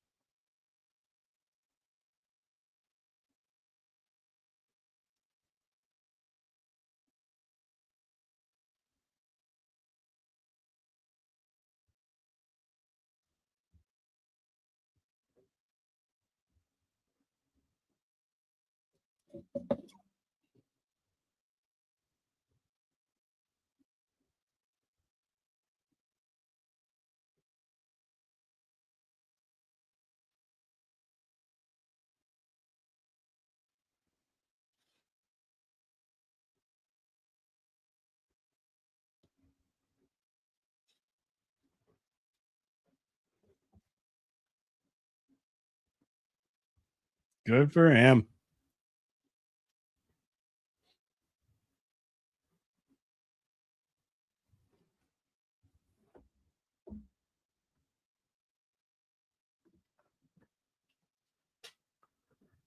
Oh, I couldn't even finish that. Whoa, good golly. Miss Molly, it's Sami Zayn.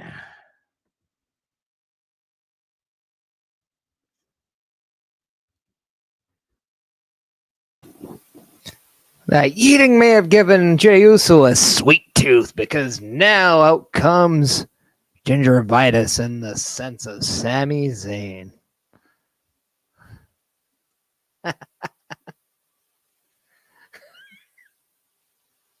Sammy's looking great right now. Love this.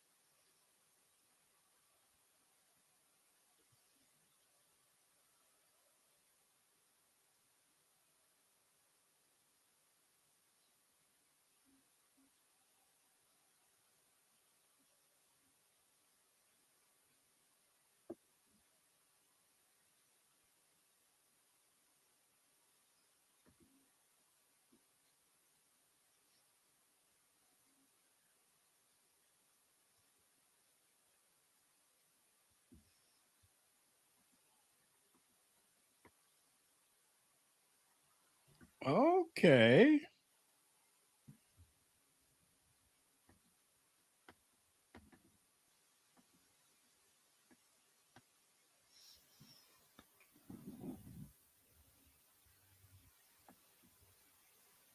The ring now has the last 2 men to defeat Gunther at WrestleMania.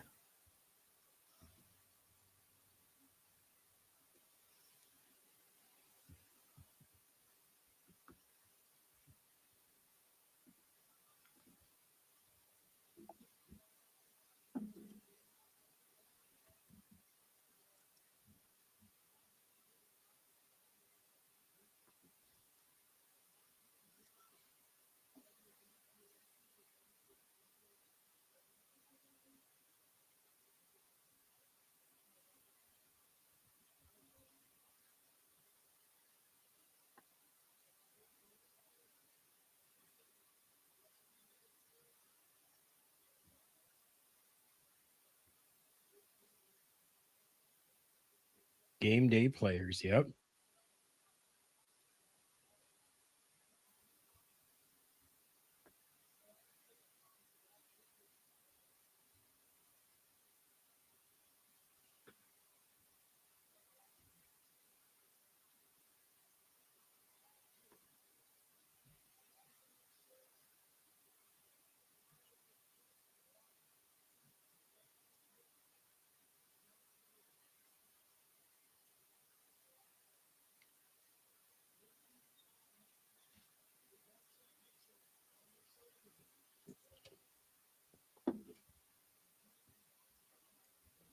Amazing.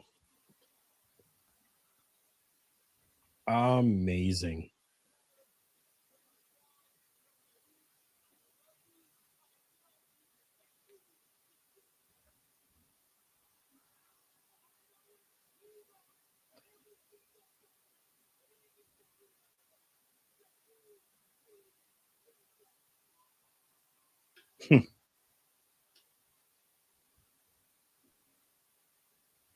Kick him in the balls and say, "So do I." Right? I was just thinking the same thing. Like just like something. Seth interrupts and Sammy aligns with him and Paul. It's like, I'm not feeling oozy. Pa-boom. Hey, that could be an option too.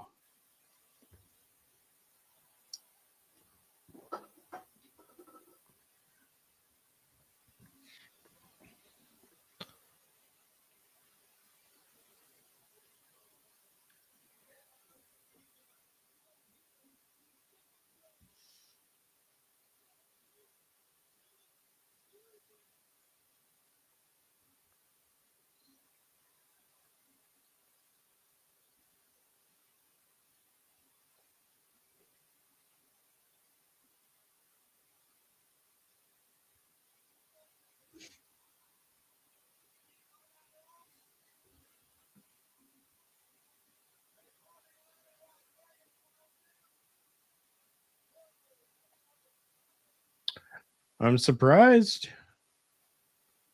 So far, I'm surprised.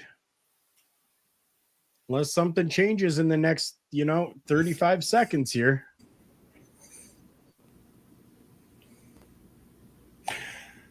Yeah, I was literally sitting here waiting for Sammy to do something.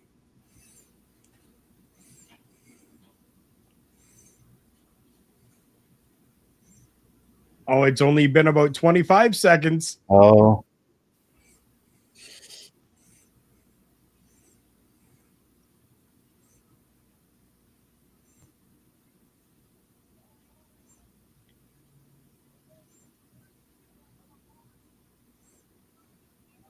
Oh. Okay, interesting. Very cool to bring Jimmy as well. Mm-hmm. Which now leads me to believe that there won't be any type of a turn from Sammy. This is just a celebration for Jay. Could we see a tribal chief? At this point, yeah, I think we could.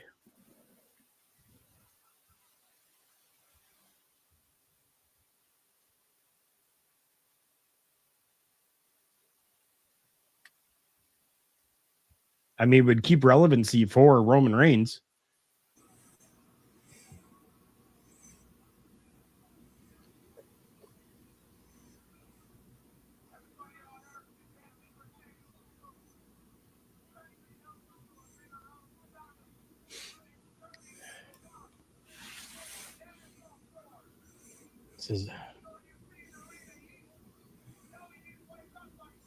I'm working myself up here. I'm expecting things that they're not what they are.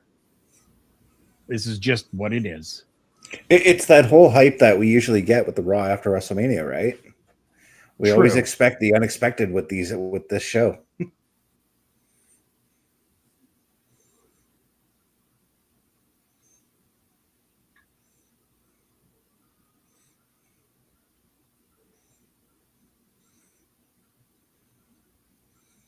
That's why I usually call this episode of Raw the most important Raw of the entire year.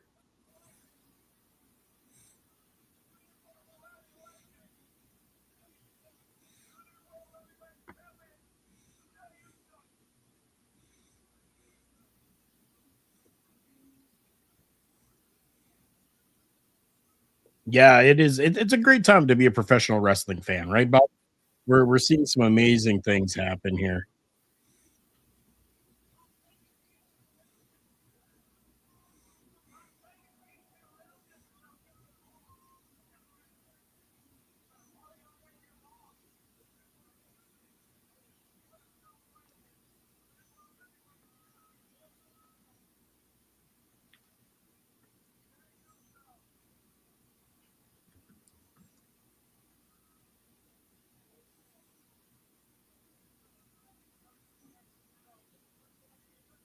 And that was it.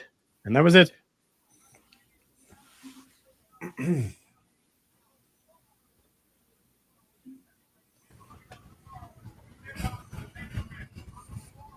Yep, just let the man have his moment with two of his closest, two of the people he's the closest to on the WWE roster. That works for me. Just out of curiosity, can people tell the difference between Jimmy and Jay now? Yeah. Yeah.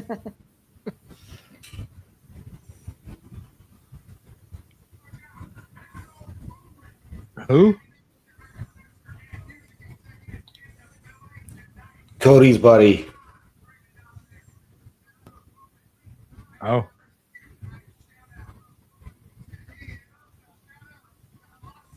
Oh.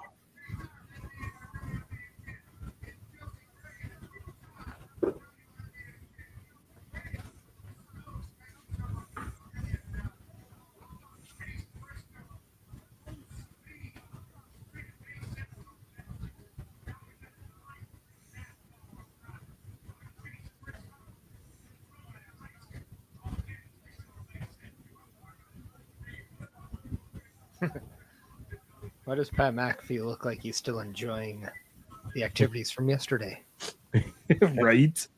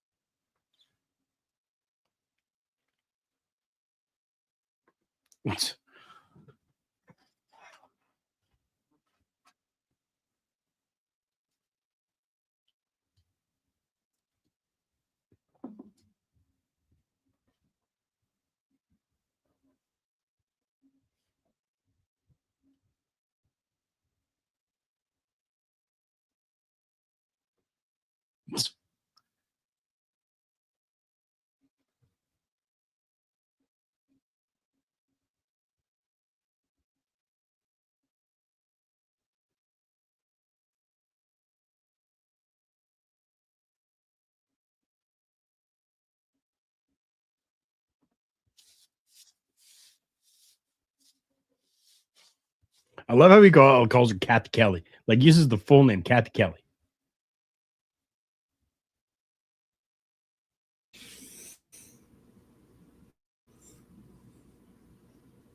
It was very Bret Hart of him to be doing it like that because Bret did the same thing. Yeah.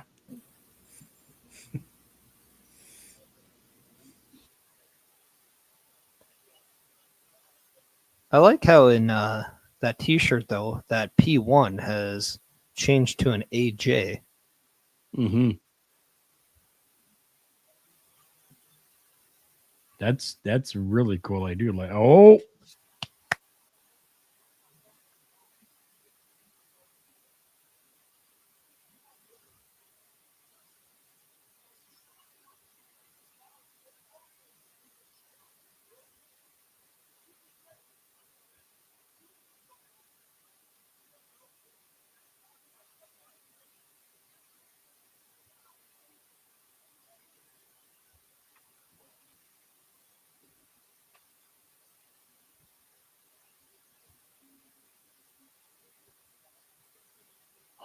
I want that Karrion Kross T-shirt.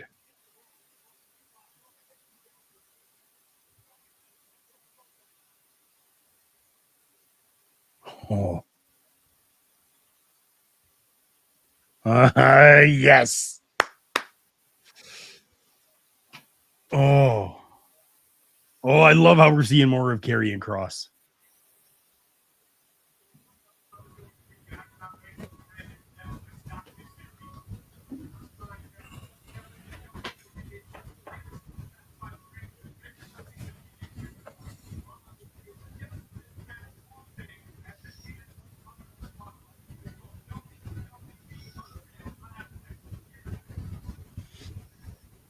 Oh yeah. New Netflix program. Again, taking you behind the scenes into the business with WWE Unreal.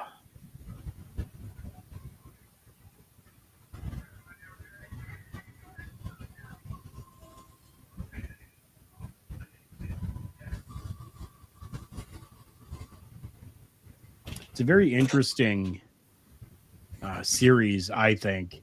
That I think it's kind of, I don't know. I don't know how I feel about it, to be honest. I want to see it because, of course, I've got all that interest in production and all of that. And I've done writing and I've done this and I've done that within the business. But I don't know if I want everybody to see it and know about it.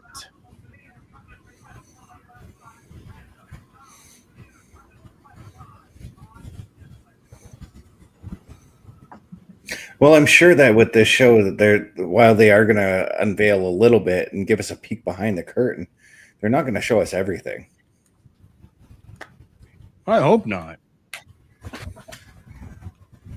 But even what they showed there already kind of was a lot in that little brief commercial that they did.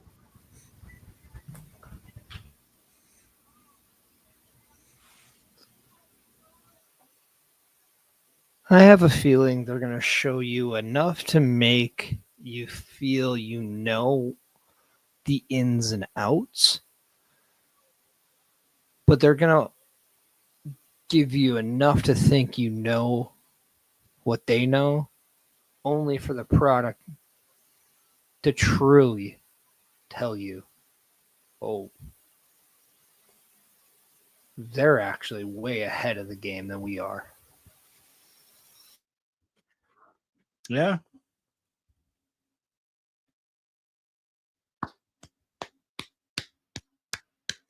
Yeah, I was going to say, just grab them and throw them.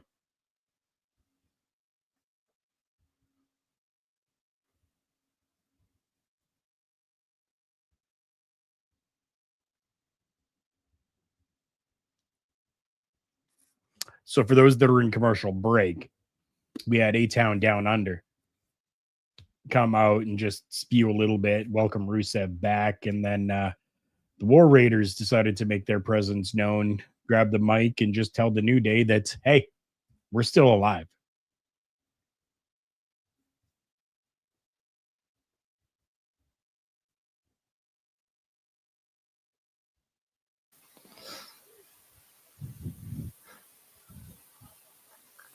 I mean, it's kind of fitting that the team named the Raiders happened to lose at Allegiant Stadium.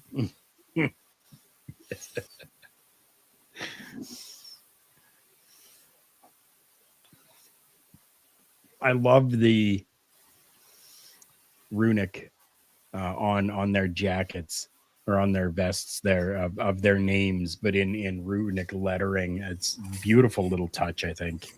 Yeah. I was just going to say, here come all the people who want the Attitude Era to come back because the War Raider said Raw is war.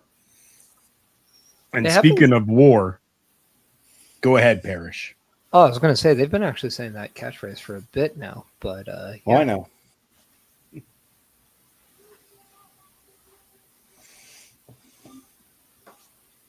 Oh, there you go. There's Rusev's new shirt.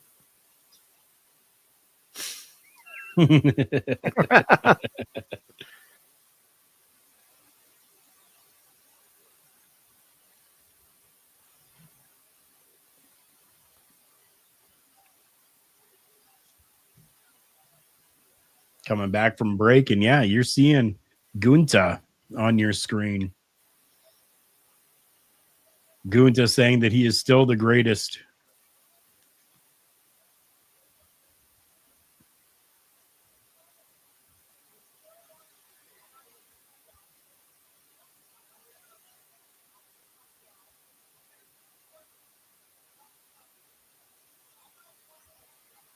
Oh,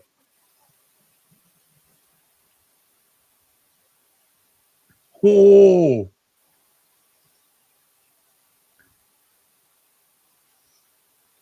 Whoa!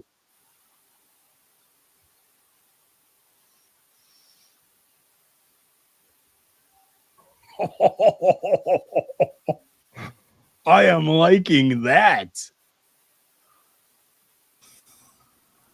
A very, very fired up Gunther and a very fired up Pat McAfee, and now Pat McAfee's paying for it.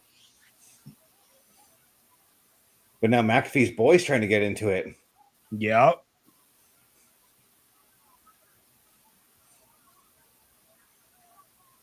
And all of them jumping over has caused Gunta to be able to take over Pat McAfee here. He is turning purple, people.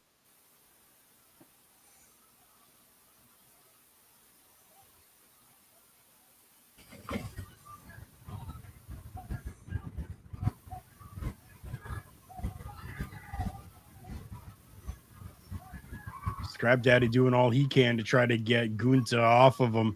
Nothing is working. He's not getting out of that hold until Gunta says he's getting out of that hold.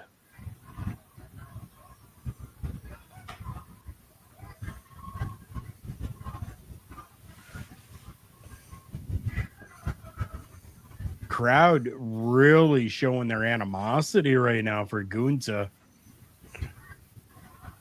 Expletives being said and bleeped out or quieted out on the television. Well, they're trying to black it out. I hear it every couple of words.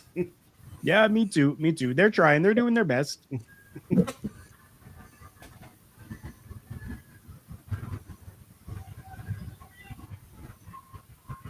Michael Cole calling for medical. Well, medical telling them to hurry up.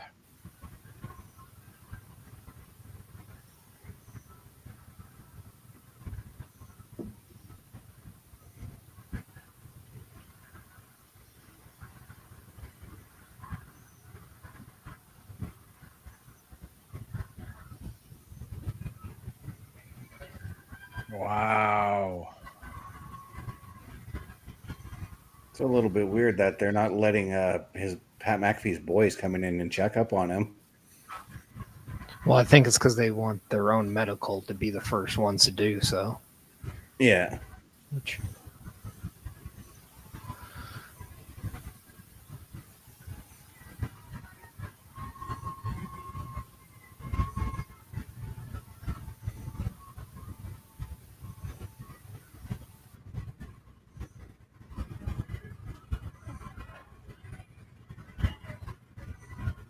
What a situation. Wow.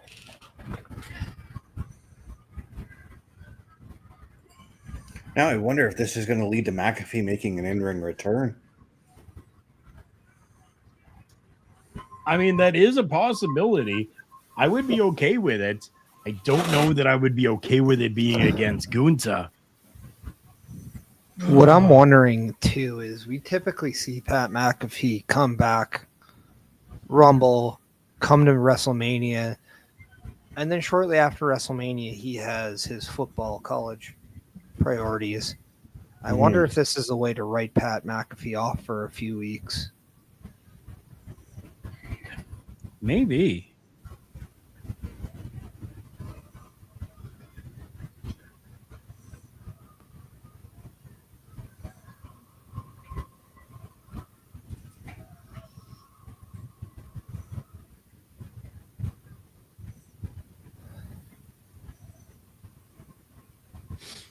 My goodness, they've gone to another commercial break here, which is a beautiful idea to do. Pat McAfee still not in the back yet, surrounded by his crew at the Pat McAfee show. Michael Cole there with him, Adam Pearce, referees, medical nowhere to be seen. But now, given that this has taken so long, do we see, as we've seen in the past, do we see Gunther come back out to keep the attack on? I don't think so. Not right now, because we're in commercial break, right? So yeah, and I'm pretty sure the majority of the officials that went to the back they're blocking Gunther from trying to come back out. Unless he gets around, goes through the curtain, and we see something happen. And then they come back from break and show us, right? Yeah, because we're following Pat right to the back here.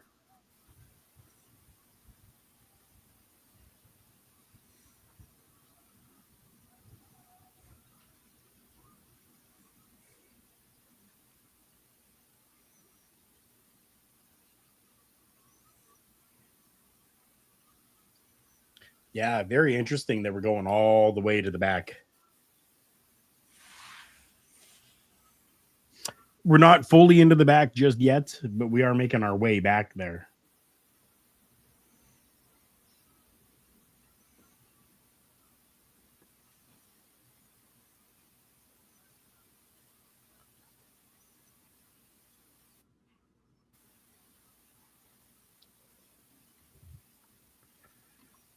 Yeah, something definitely is going to be happening and coming to fruition after all of this, especially with all the time that they gave to showing Pat McAfee going to the back and everything. I mean, they could have used that time to have done some sort of little promo package if they wanted to, but you were coming back to live programming here after commercial break in about 6 seconds. So it'll be interesting to see if we come back to or if we go back to McAfee.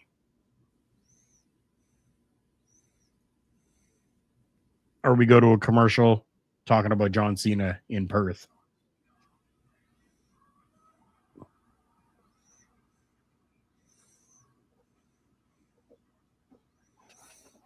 Yeah, they're doing SmackDown, Raw, and a PLE. They haven't announced which PLE it is.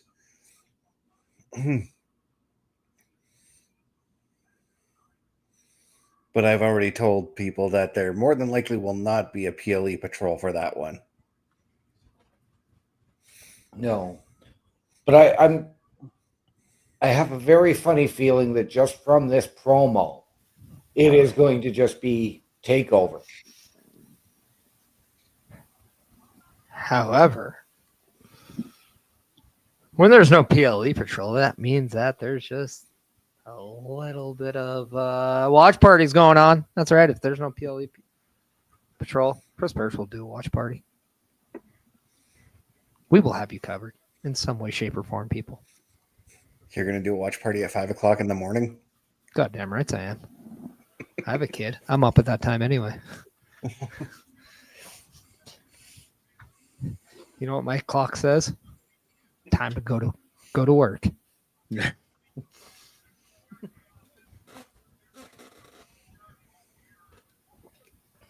I think we all know I have showcased the fact that at times I am not human when it comes to staying up. Yeah. Well, I mean, look at when me, you, and Carl watched Elimination Chamber Perth. We were up at 5 a.m. watching the show. Well, it was Elimination Chamber, and one of my favorite PLEs. So, well, I'm glad that after all that 15 minutes we had with the attack on McAfee, somebody actually got him some water finally. right. Oh, now getting him to the trainer's room, getting him to the doctor.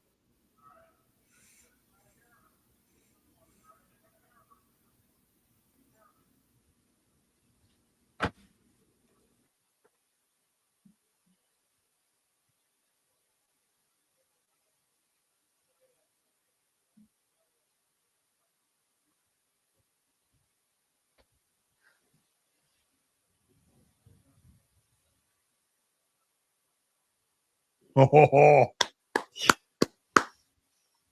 good for Michael Cole. We're going to be getting Michael Cole and Joe Tessitore. They're going to be doing the commentary for the rest of the show here. Scrap Daddy telling Michael Cole that he could take the rest of the night off. You may have a broken nose. Go and take the rest of the night off. It's perfectly okay. And Michael Cole saying, I'm not going to let any bully stop me from doing my job on WrestleMania week. WrestleMania week. Good for Cole.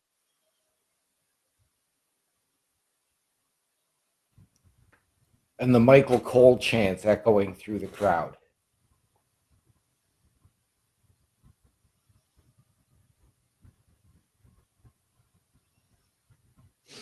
And so this is something that we really haven't seen in a very, very, very long time from the WWE. This amount of like realism in the promotion or in the production of things that are happening. Mm-hmm. This is beautiful. I absolutely loved seeing this sense of realism. It's great.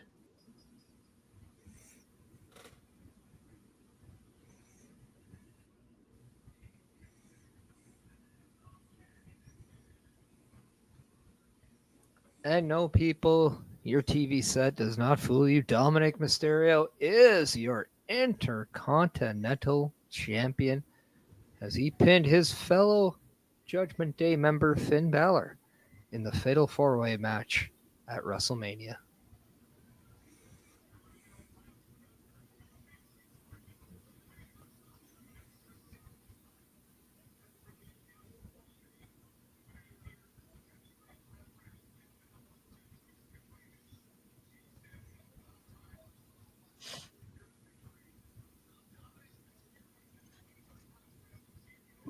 Wow.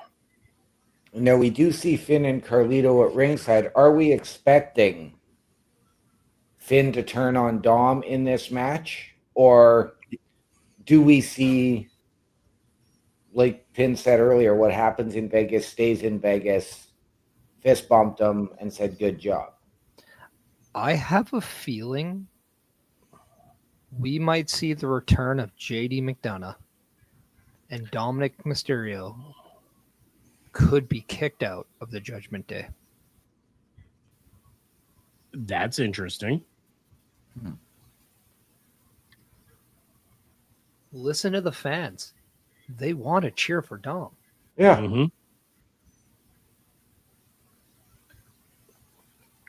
Very, very true. And what a better way to do that than to have him just he's got to be out of the group. If he's out of the group, then he can go and do what he needs to do and be that Intercontinental Champion. Yeah.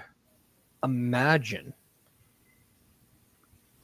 what we see is a beatdown of Dominik Mysterio tonight by Carlito, Finn, and JD. But what if the people that come to Dominik's aid, who we see right now, Penta and his brother Ray Phoenix. Yeah.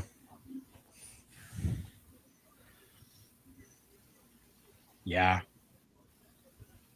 Imagine for the luchadors. Imagine on the Raw after WrestleMania, you see for the first time the Lucha Bros together.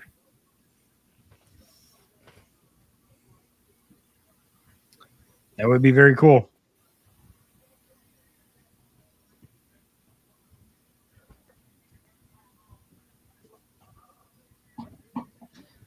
And we're hitting the 2.5 hour mark. We have still yet to hear from Seth Rollins and Paul Heyman.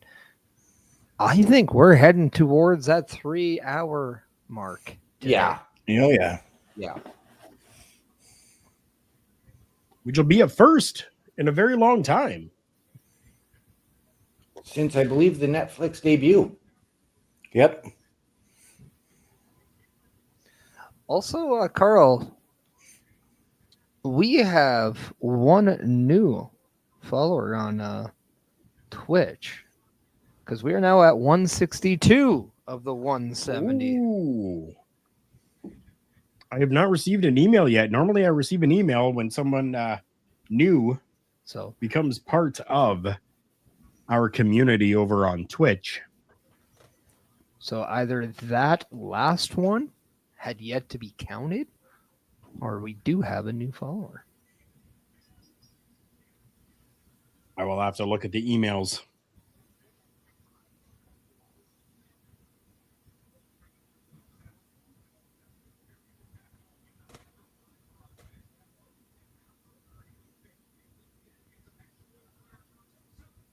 Oh, just call it a destroyer. Stop calling it a Mexican destroyer.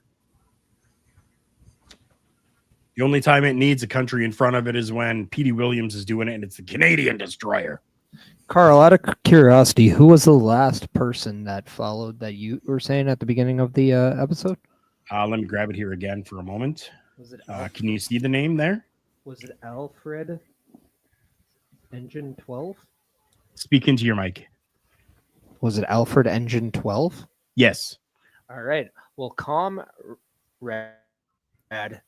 _767 is now the newest follower of Turnbuckle Studios on the Twitch side. Whoops. So thank you, Conrad, for the follow. Appreciate it greatly.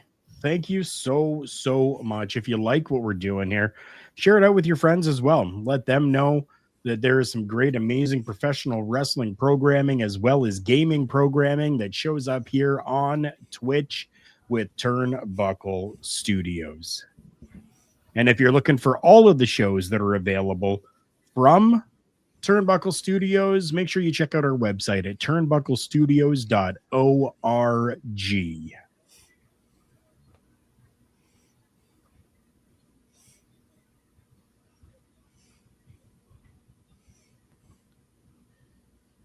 Always amazes me, people that are able to do. I was never able to jump over the ropes like that at all. Don't worry, Karl. You weren't the only one. Right?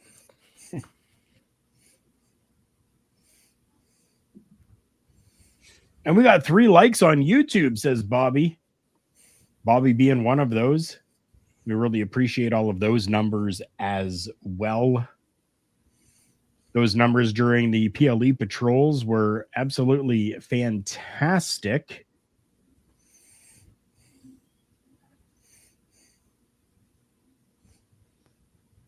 And that's what we're trying to do here, is continue to build a great community, great place for people to be able to come, have an open forum to talk about professional wrestling, and just have some fun.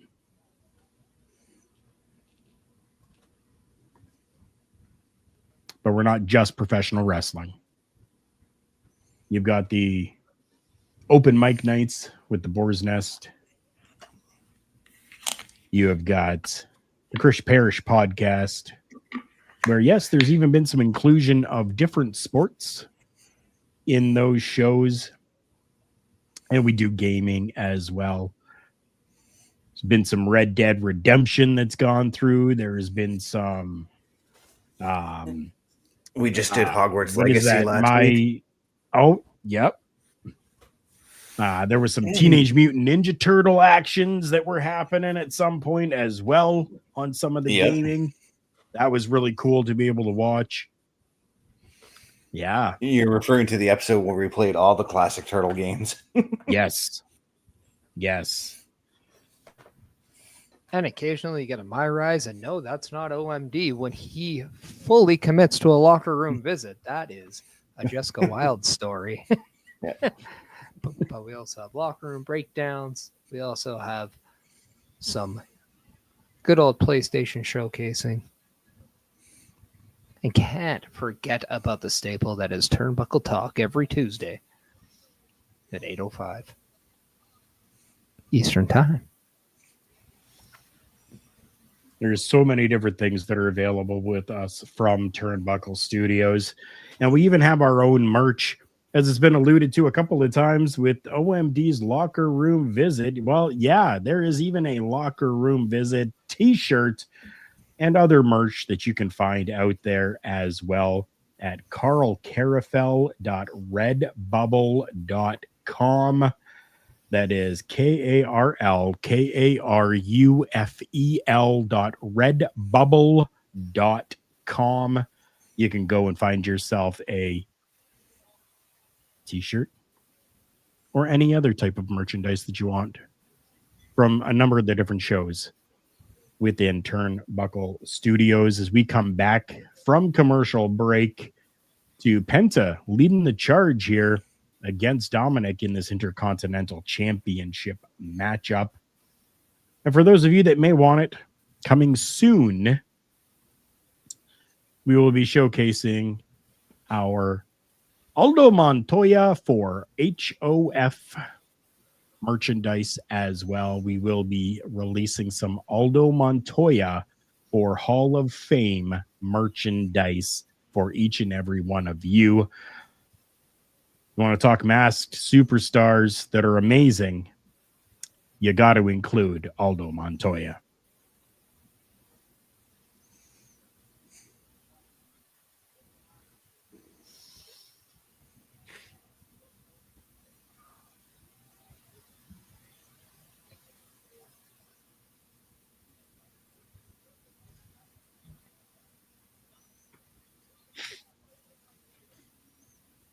What was that?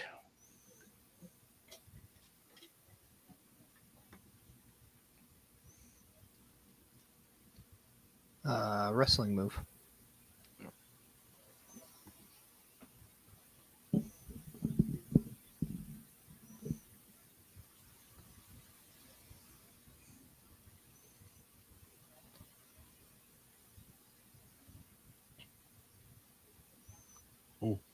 Oh.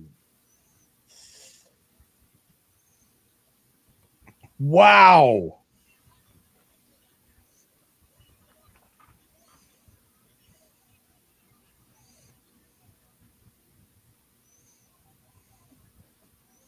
I That was wonder a if Braun destroyer. Breaker is going to make his presence felt in this match. I don't know. It's a possibility. Smart move by Dominik to roll out of the ring. Can't lose the championship if you're on the outside of the ring.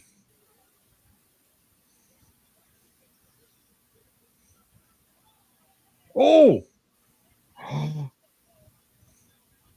Oh, boy. A little That dissension could have been happened. dangerous. Mm-hmm. Could have been. Could have been.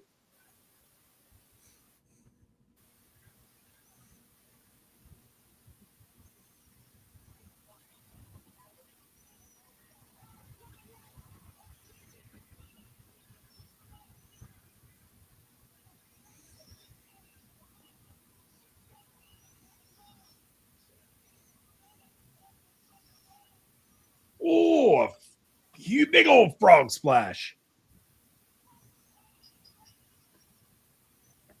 Wow.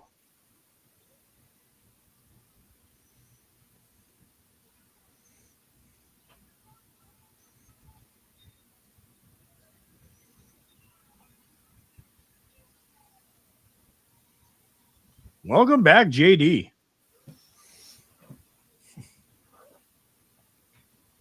Good call by Mr. Chris Parrish. Yep. Yeah.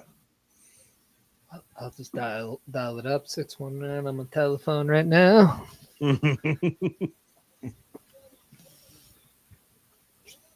Go hashtag called that one.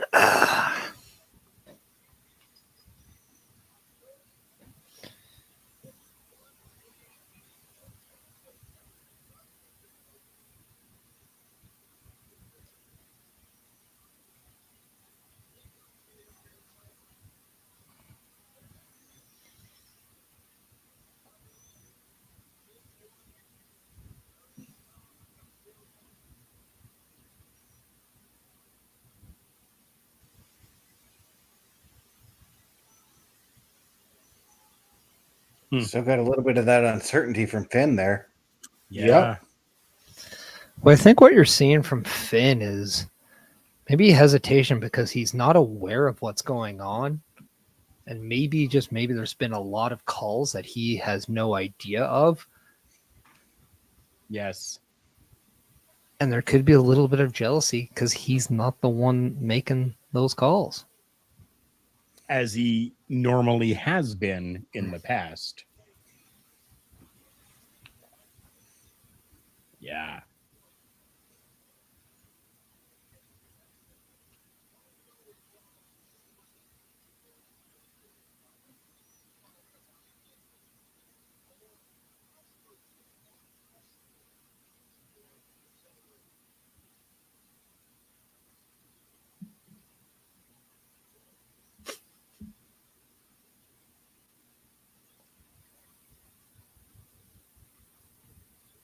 All right. If you gentlemen will excuse me, it is time for that patented locker room visit. It's too late now, dude. Like, It's too late now.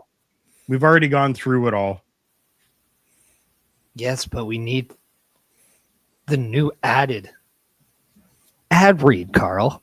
You have not experienced one of these. Oh.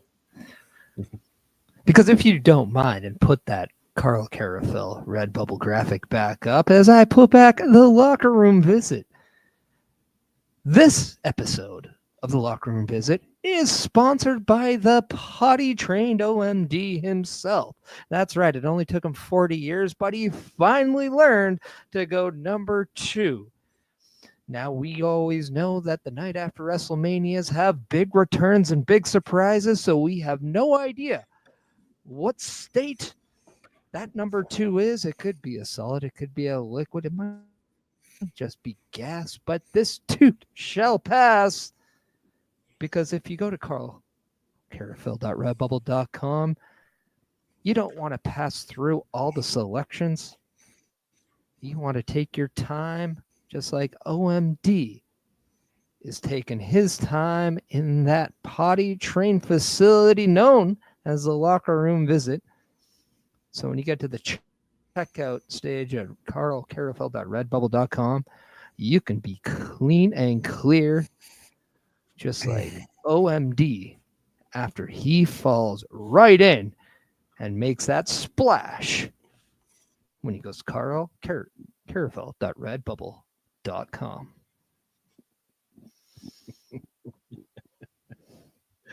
Oh, goodness. Yeah, the ad reads are they're fun.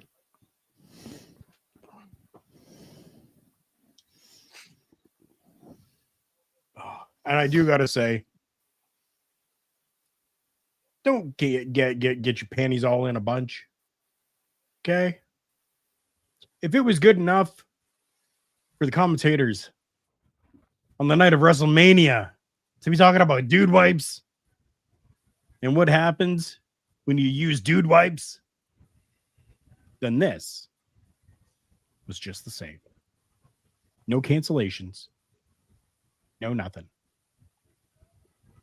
Because if you're going to cancel us, then you got to cancel the WWE. And that is not cool.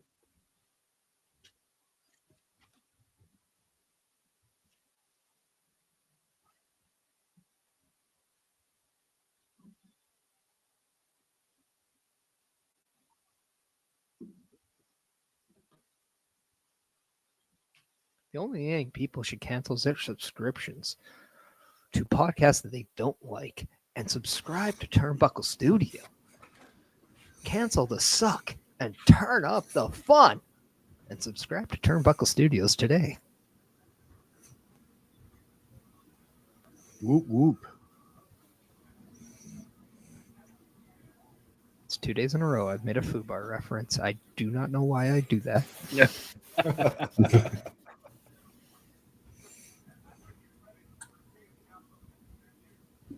They're really playing up and playing into this thing. Like I said, I feel like this is going to lead to a match somewhere. Well, thank you, Bobby. But we all already do check out your friends on Turnbuckle Studios. That's right.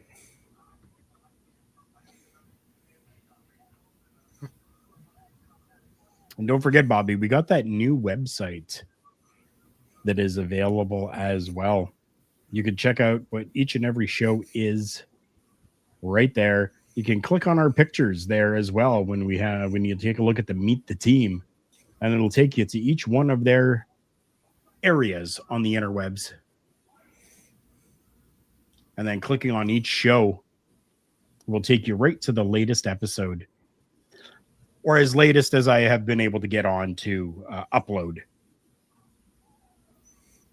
I'm going to put that out there.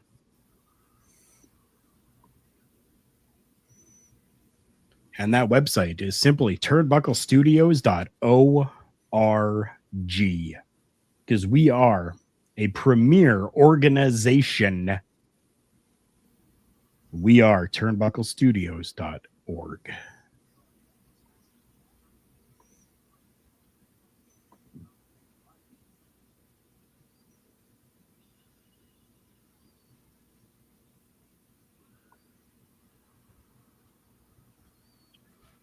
Here he comes.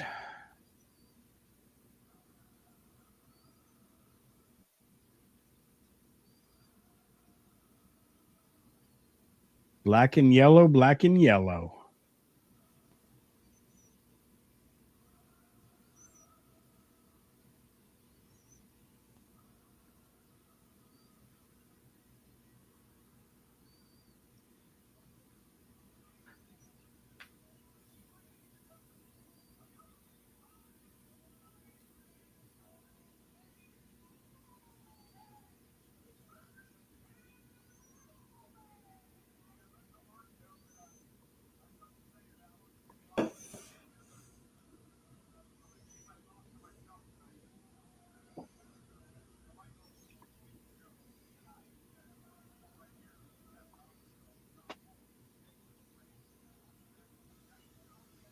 Well, I appreciate you going to check out the website, Bobby. It's the same website that we had before. I just made things easier for everyone instead of the big, huge, long URL that you would have had to have put in before.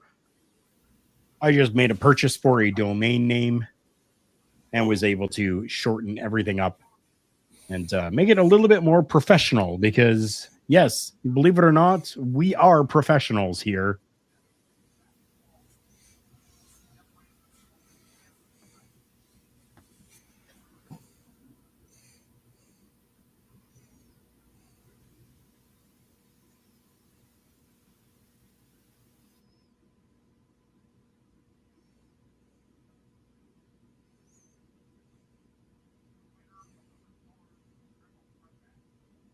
Crowd absolutely loving Seth Rollins still. Singing his song. Mm-hmm. Chanting that tune. With Paul Heyman at his side. Wow.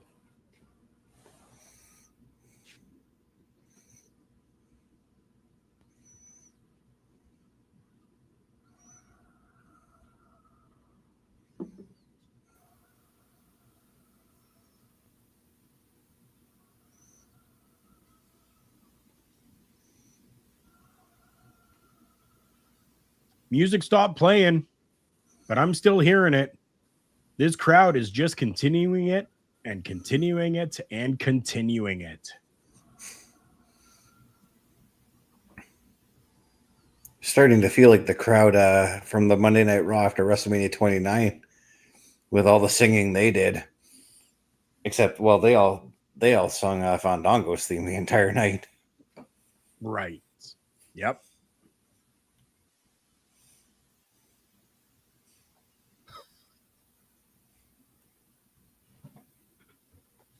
My way is greater than fame. That's a great sign. Is that the first time you saw it tonight? Yeah. I've been not really watching the crowd as much.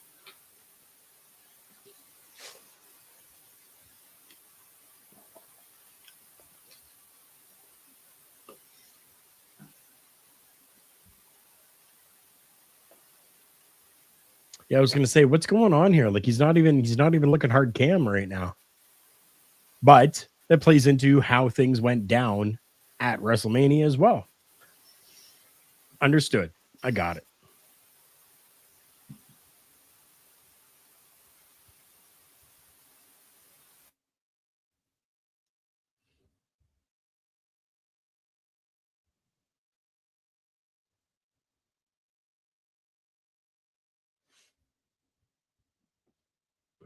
I'm not even sure what they're saying right now.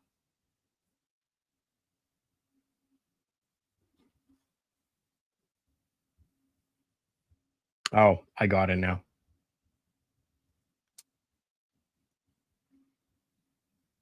Expletive Paul Heyman.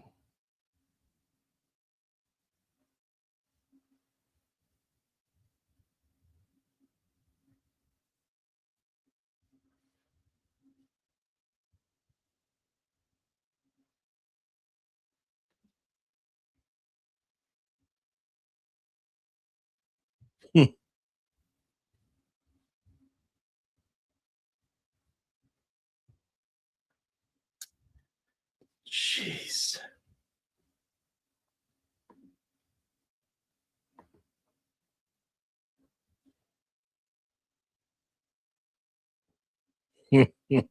Mm.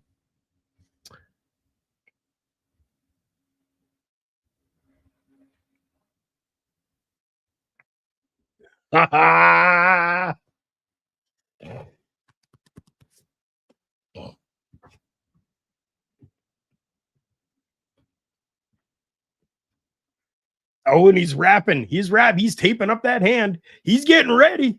He's gonna just go in there and bash him in the face. Possibly. Oh.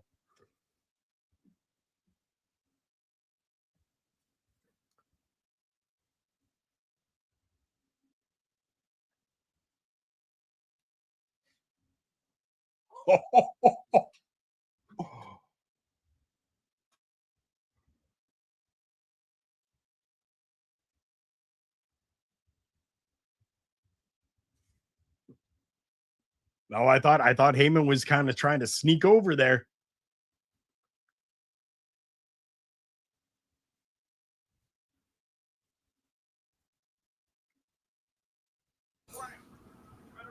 It's a little bit hard, Carl, for a walrus to sneak, so. Wow.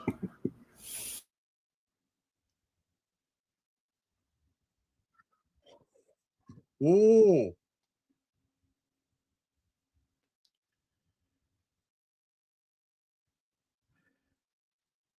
Oh, goodness. Good night, Punk.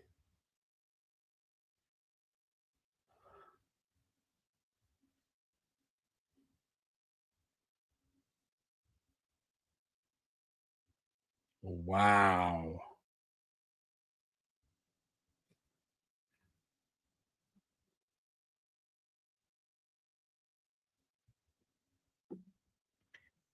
Where's the music? Come on.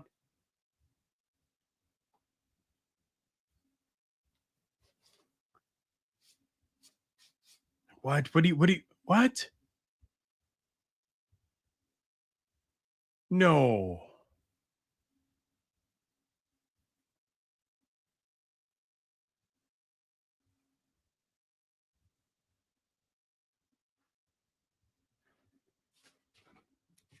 Stay with it.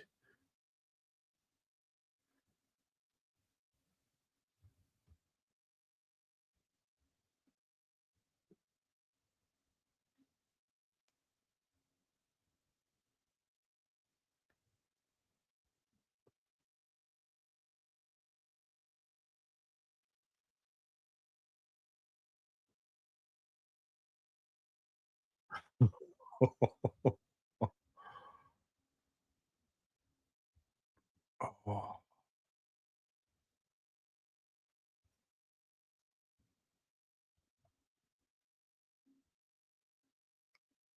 Wow.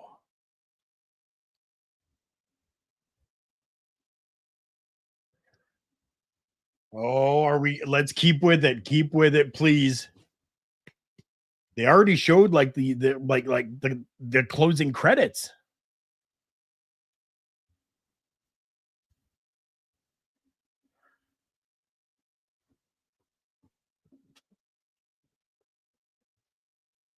Is he coming down the aisle or is he going to come through the crowd? Down the aisle. Down the aisle. Here he comes.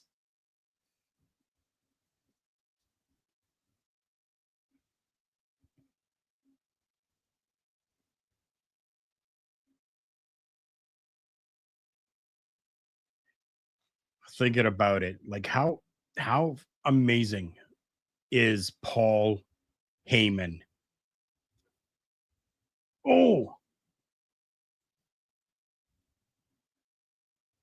you take Paul Heyman and put him with someone, and they are then the number one. They are the top of the top.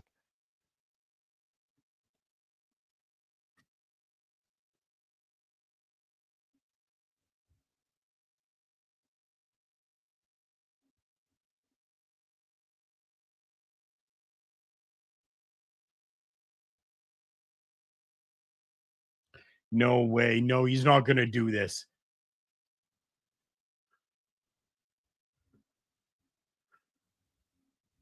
Oh!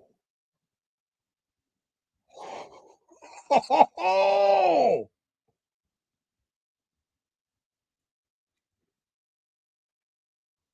Wow.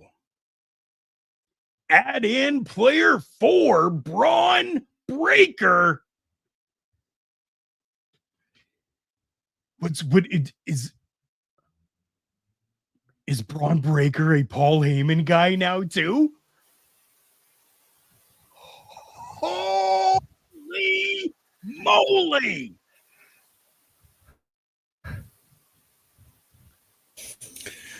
The landscape has changed. Somewhere Bubba is tripping out because yesterday when Bubba and I, or Saturday night when Bubba and I were talking about this, I was like, what if Braun Breaker becomes a Paul Heyman guy? Well, if you go back in the archives of the Chris Parrish podcast on the episode where I gave you creative ideas, I did put Braun Breaker and Paul Heyman together. Oh my god, oh my god. Oh! So, Well, let's not forget a little over a year ago, Roman Reigns had Paul Heyman go to NXT to advise Braun Breaker and be in his corner for a title match. I don't remember who Braun's opponent was at that point.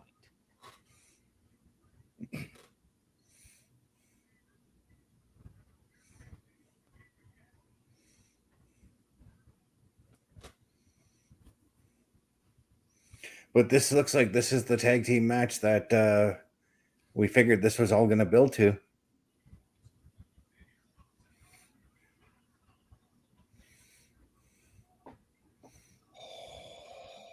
Wow.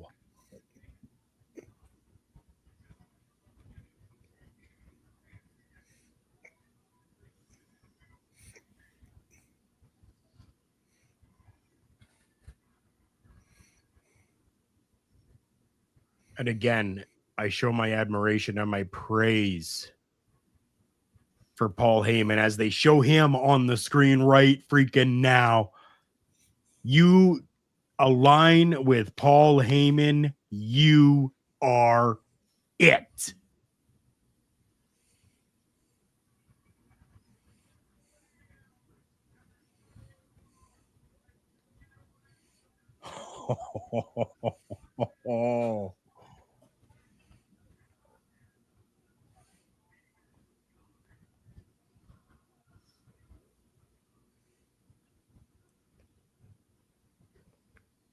Wow. The WWE has officially changed. And it is so good.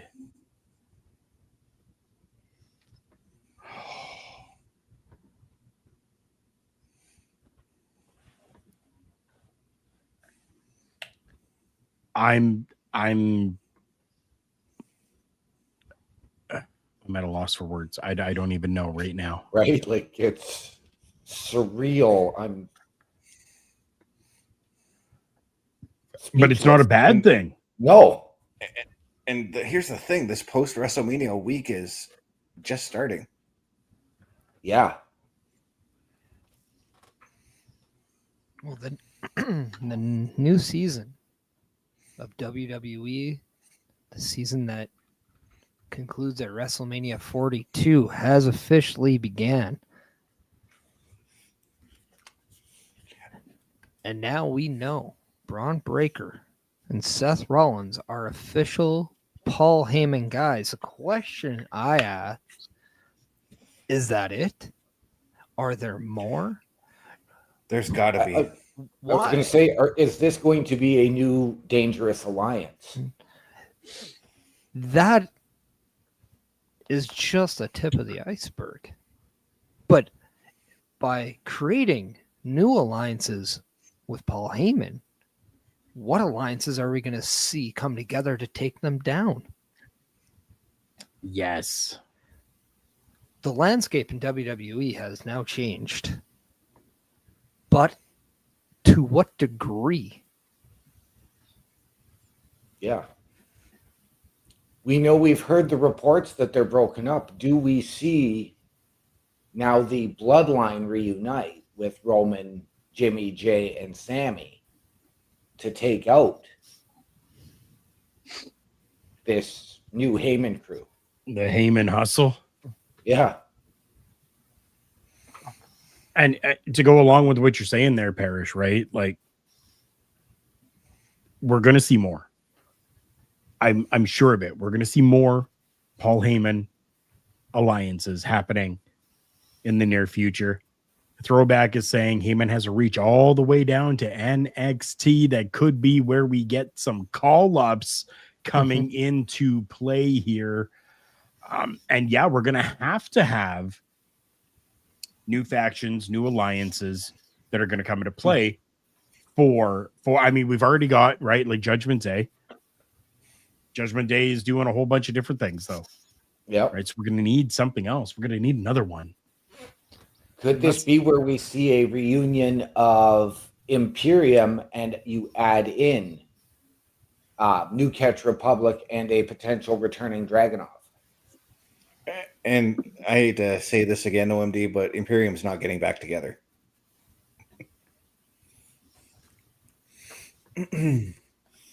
But with the Wyatt Six. Yeah. Yeah. We got the Wyatt Six. They're slated to all come back again as well. We do know that there could be an Aleister Black that is making his way back to the WWE as well. So Aleister Black has been the face and the head of factions, you know, in companies. Yeah. It's not a long shot that we're going to have another faction.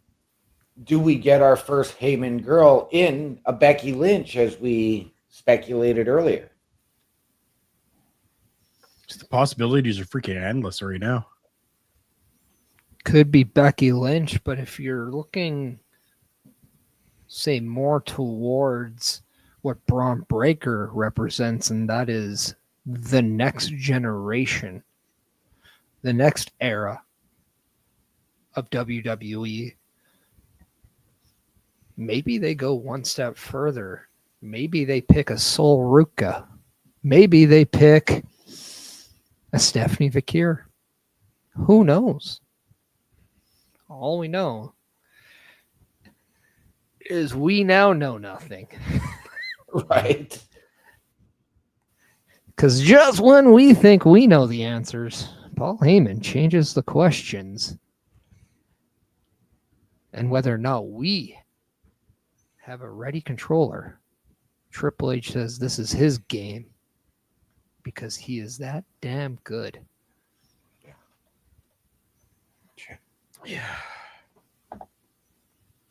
Yeah. Throwback is coming in here as well. Calling the call-ups, the Meta Girls, Trick Daddy Williams, Tony D, Fallon Henley, and JC Jane, also Cora Jade. They're going to do with NXT what they did after NXT TakeOver and cut it and restock it. Stephanie is the workhorse in NXT. Good, but maybe Throwback is correct that there is no call up until next year or the end of summer. And he believes that Julia is too early to pull. What about a Jordan Grace as Paul Heyman? I'm going to guess that Throwback missed what Stephanie and Julia did earlier tonight. So, yeah, and Roxanne. And Roxanne, yeah. But let's not think that just because we saw Stephanie on Raw that right, she is going to be a call-up. We saw the same thing a year ago with Roxanne on the Raw after Mania. Yeah, and we've seen a lot of just representation from everywhere. This is just a way to represent NXT, get people to remind them to tune into NXT tomorrow. I think we are given the expectation that anything is possible, and soon by that 2025 draft that will be coming, who knows what's on or even what's off the table. Yeah.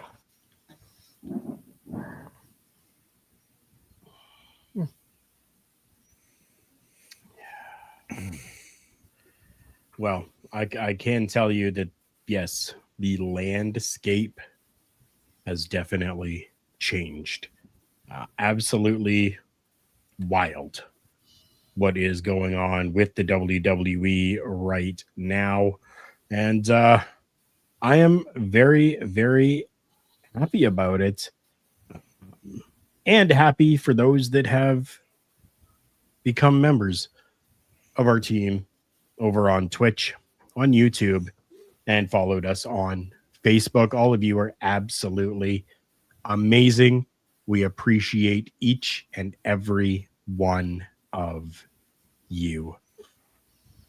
If you are somebody that is looking for some graphic work, I do have a new friend who is doing some graphic work, and you can go and check them out. If you're following them over on Twitch, go and check out Samaili GFX. That's SAMIALI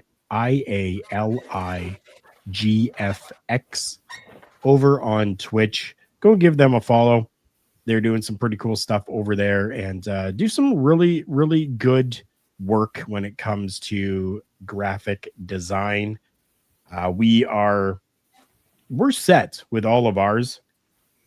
So this is a good way that we can help give back to someone who has given a follow to us. So go and check them out and see what they are all about.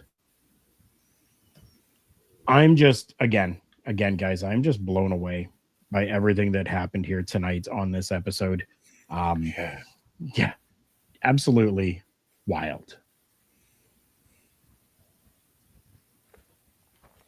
Yeah.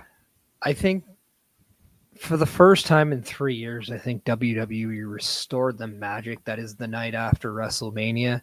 Now, I still think last year was a good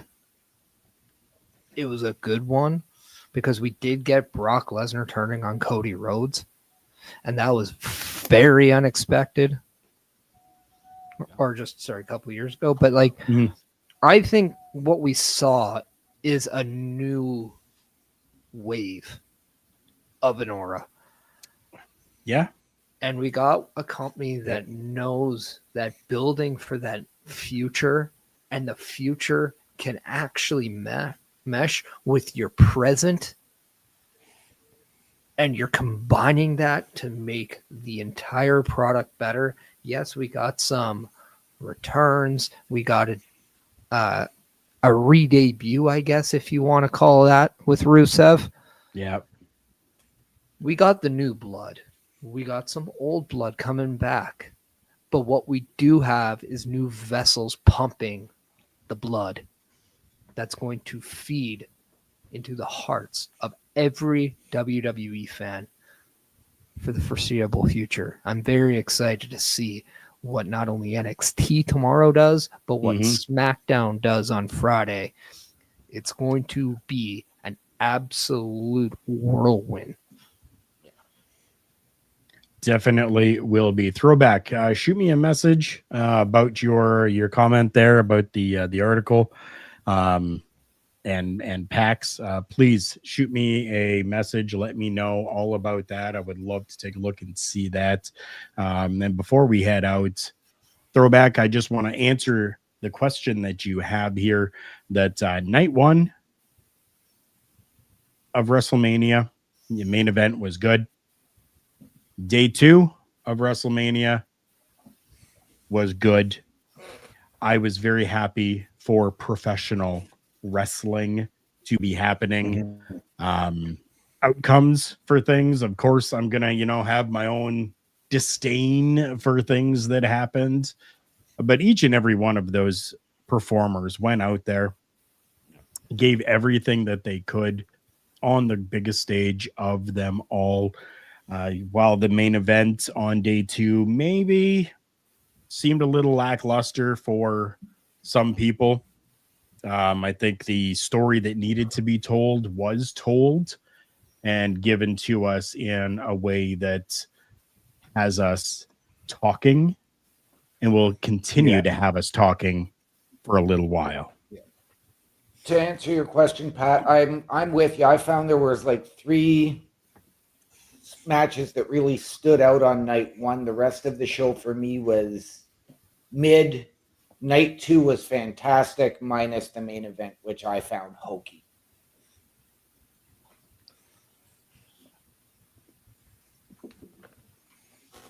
But if you want to hear more about that, I'm sure that you can check out. Okay, bye, OMD. Yep, he's in timeout again, apparently.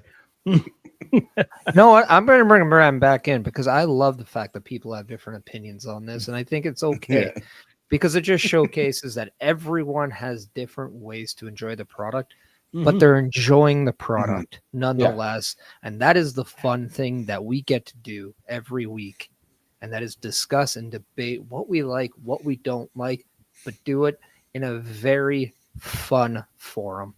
Yeah. And Karl, I'm going to swing this back to you because I know where you want to go.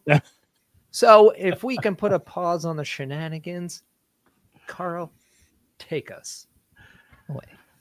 All right. I just want to once again say thank you to each and every one of you for being here. Make sure that if you want to see where all of the guys are and what they are doing, that you are checking out our website, turnbucklestudios.org. Yes, turnbucklestudios.org. You can click on each one of our pictures and it'll take you to the area where you can find all of these socials and follow each and every one of them. Underneath, we do have an area where if you want to get into contact with us, there is an email address that is listed there. And you can click on any one of the shows that are listed in that rectangle and it'll take you directly to the newest video for that show. We've already told you about our Redbubble account, but yes, karlkarufel.redbubble.com is where you can go to make sure that you can get yourself some Turnbuckle Studios merchandise. as always, we can't forget hashtag Aldo Montoya for HOF.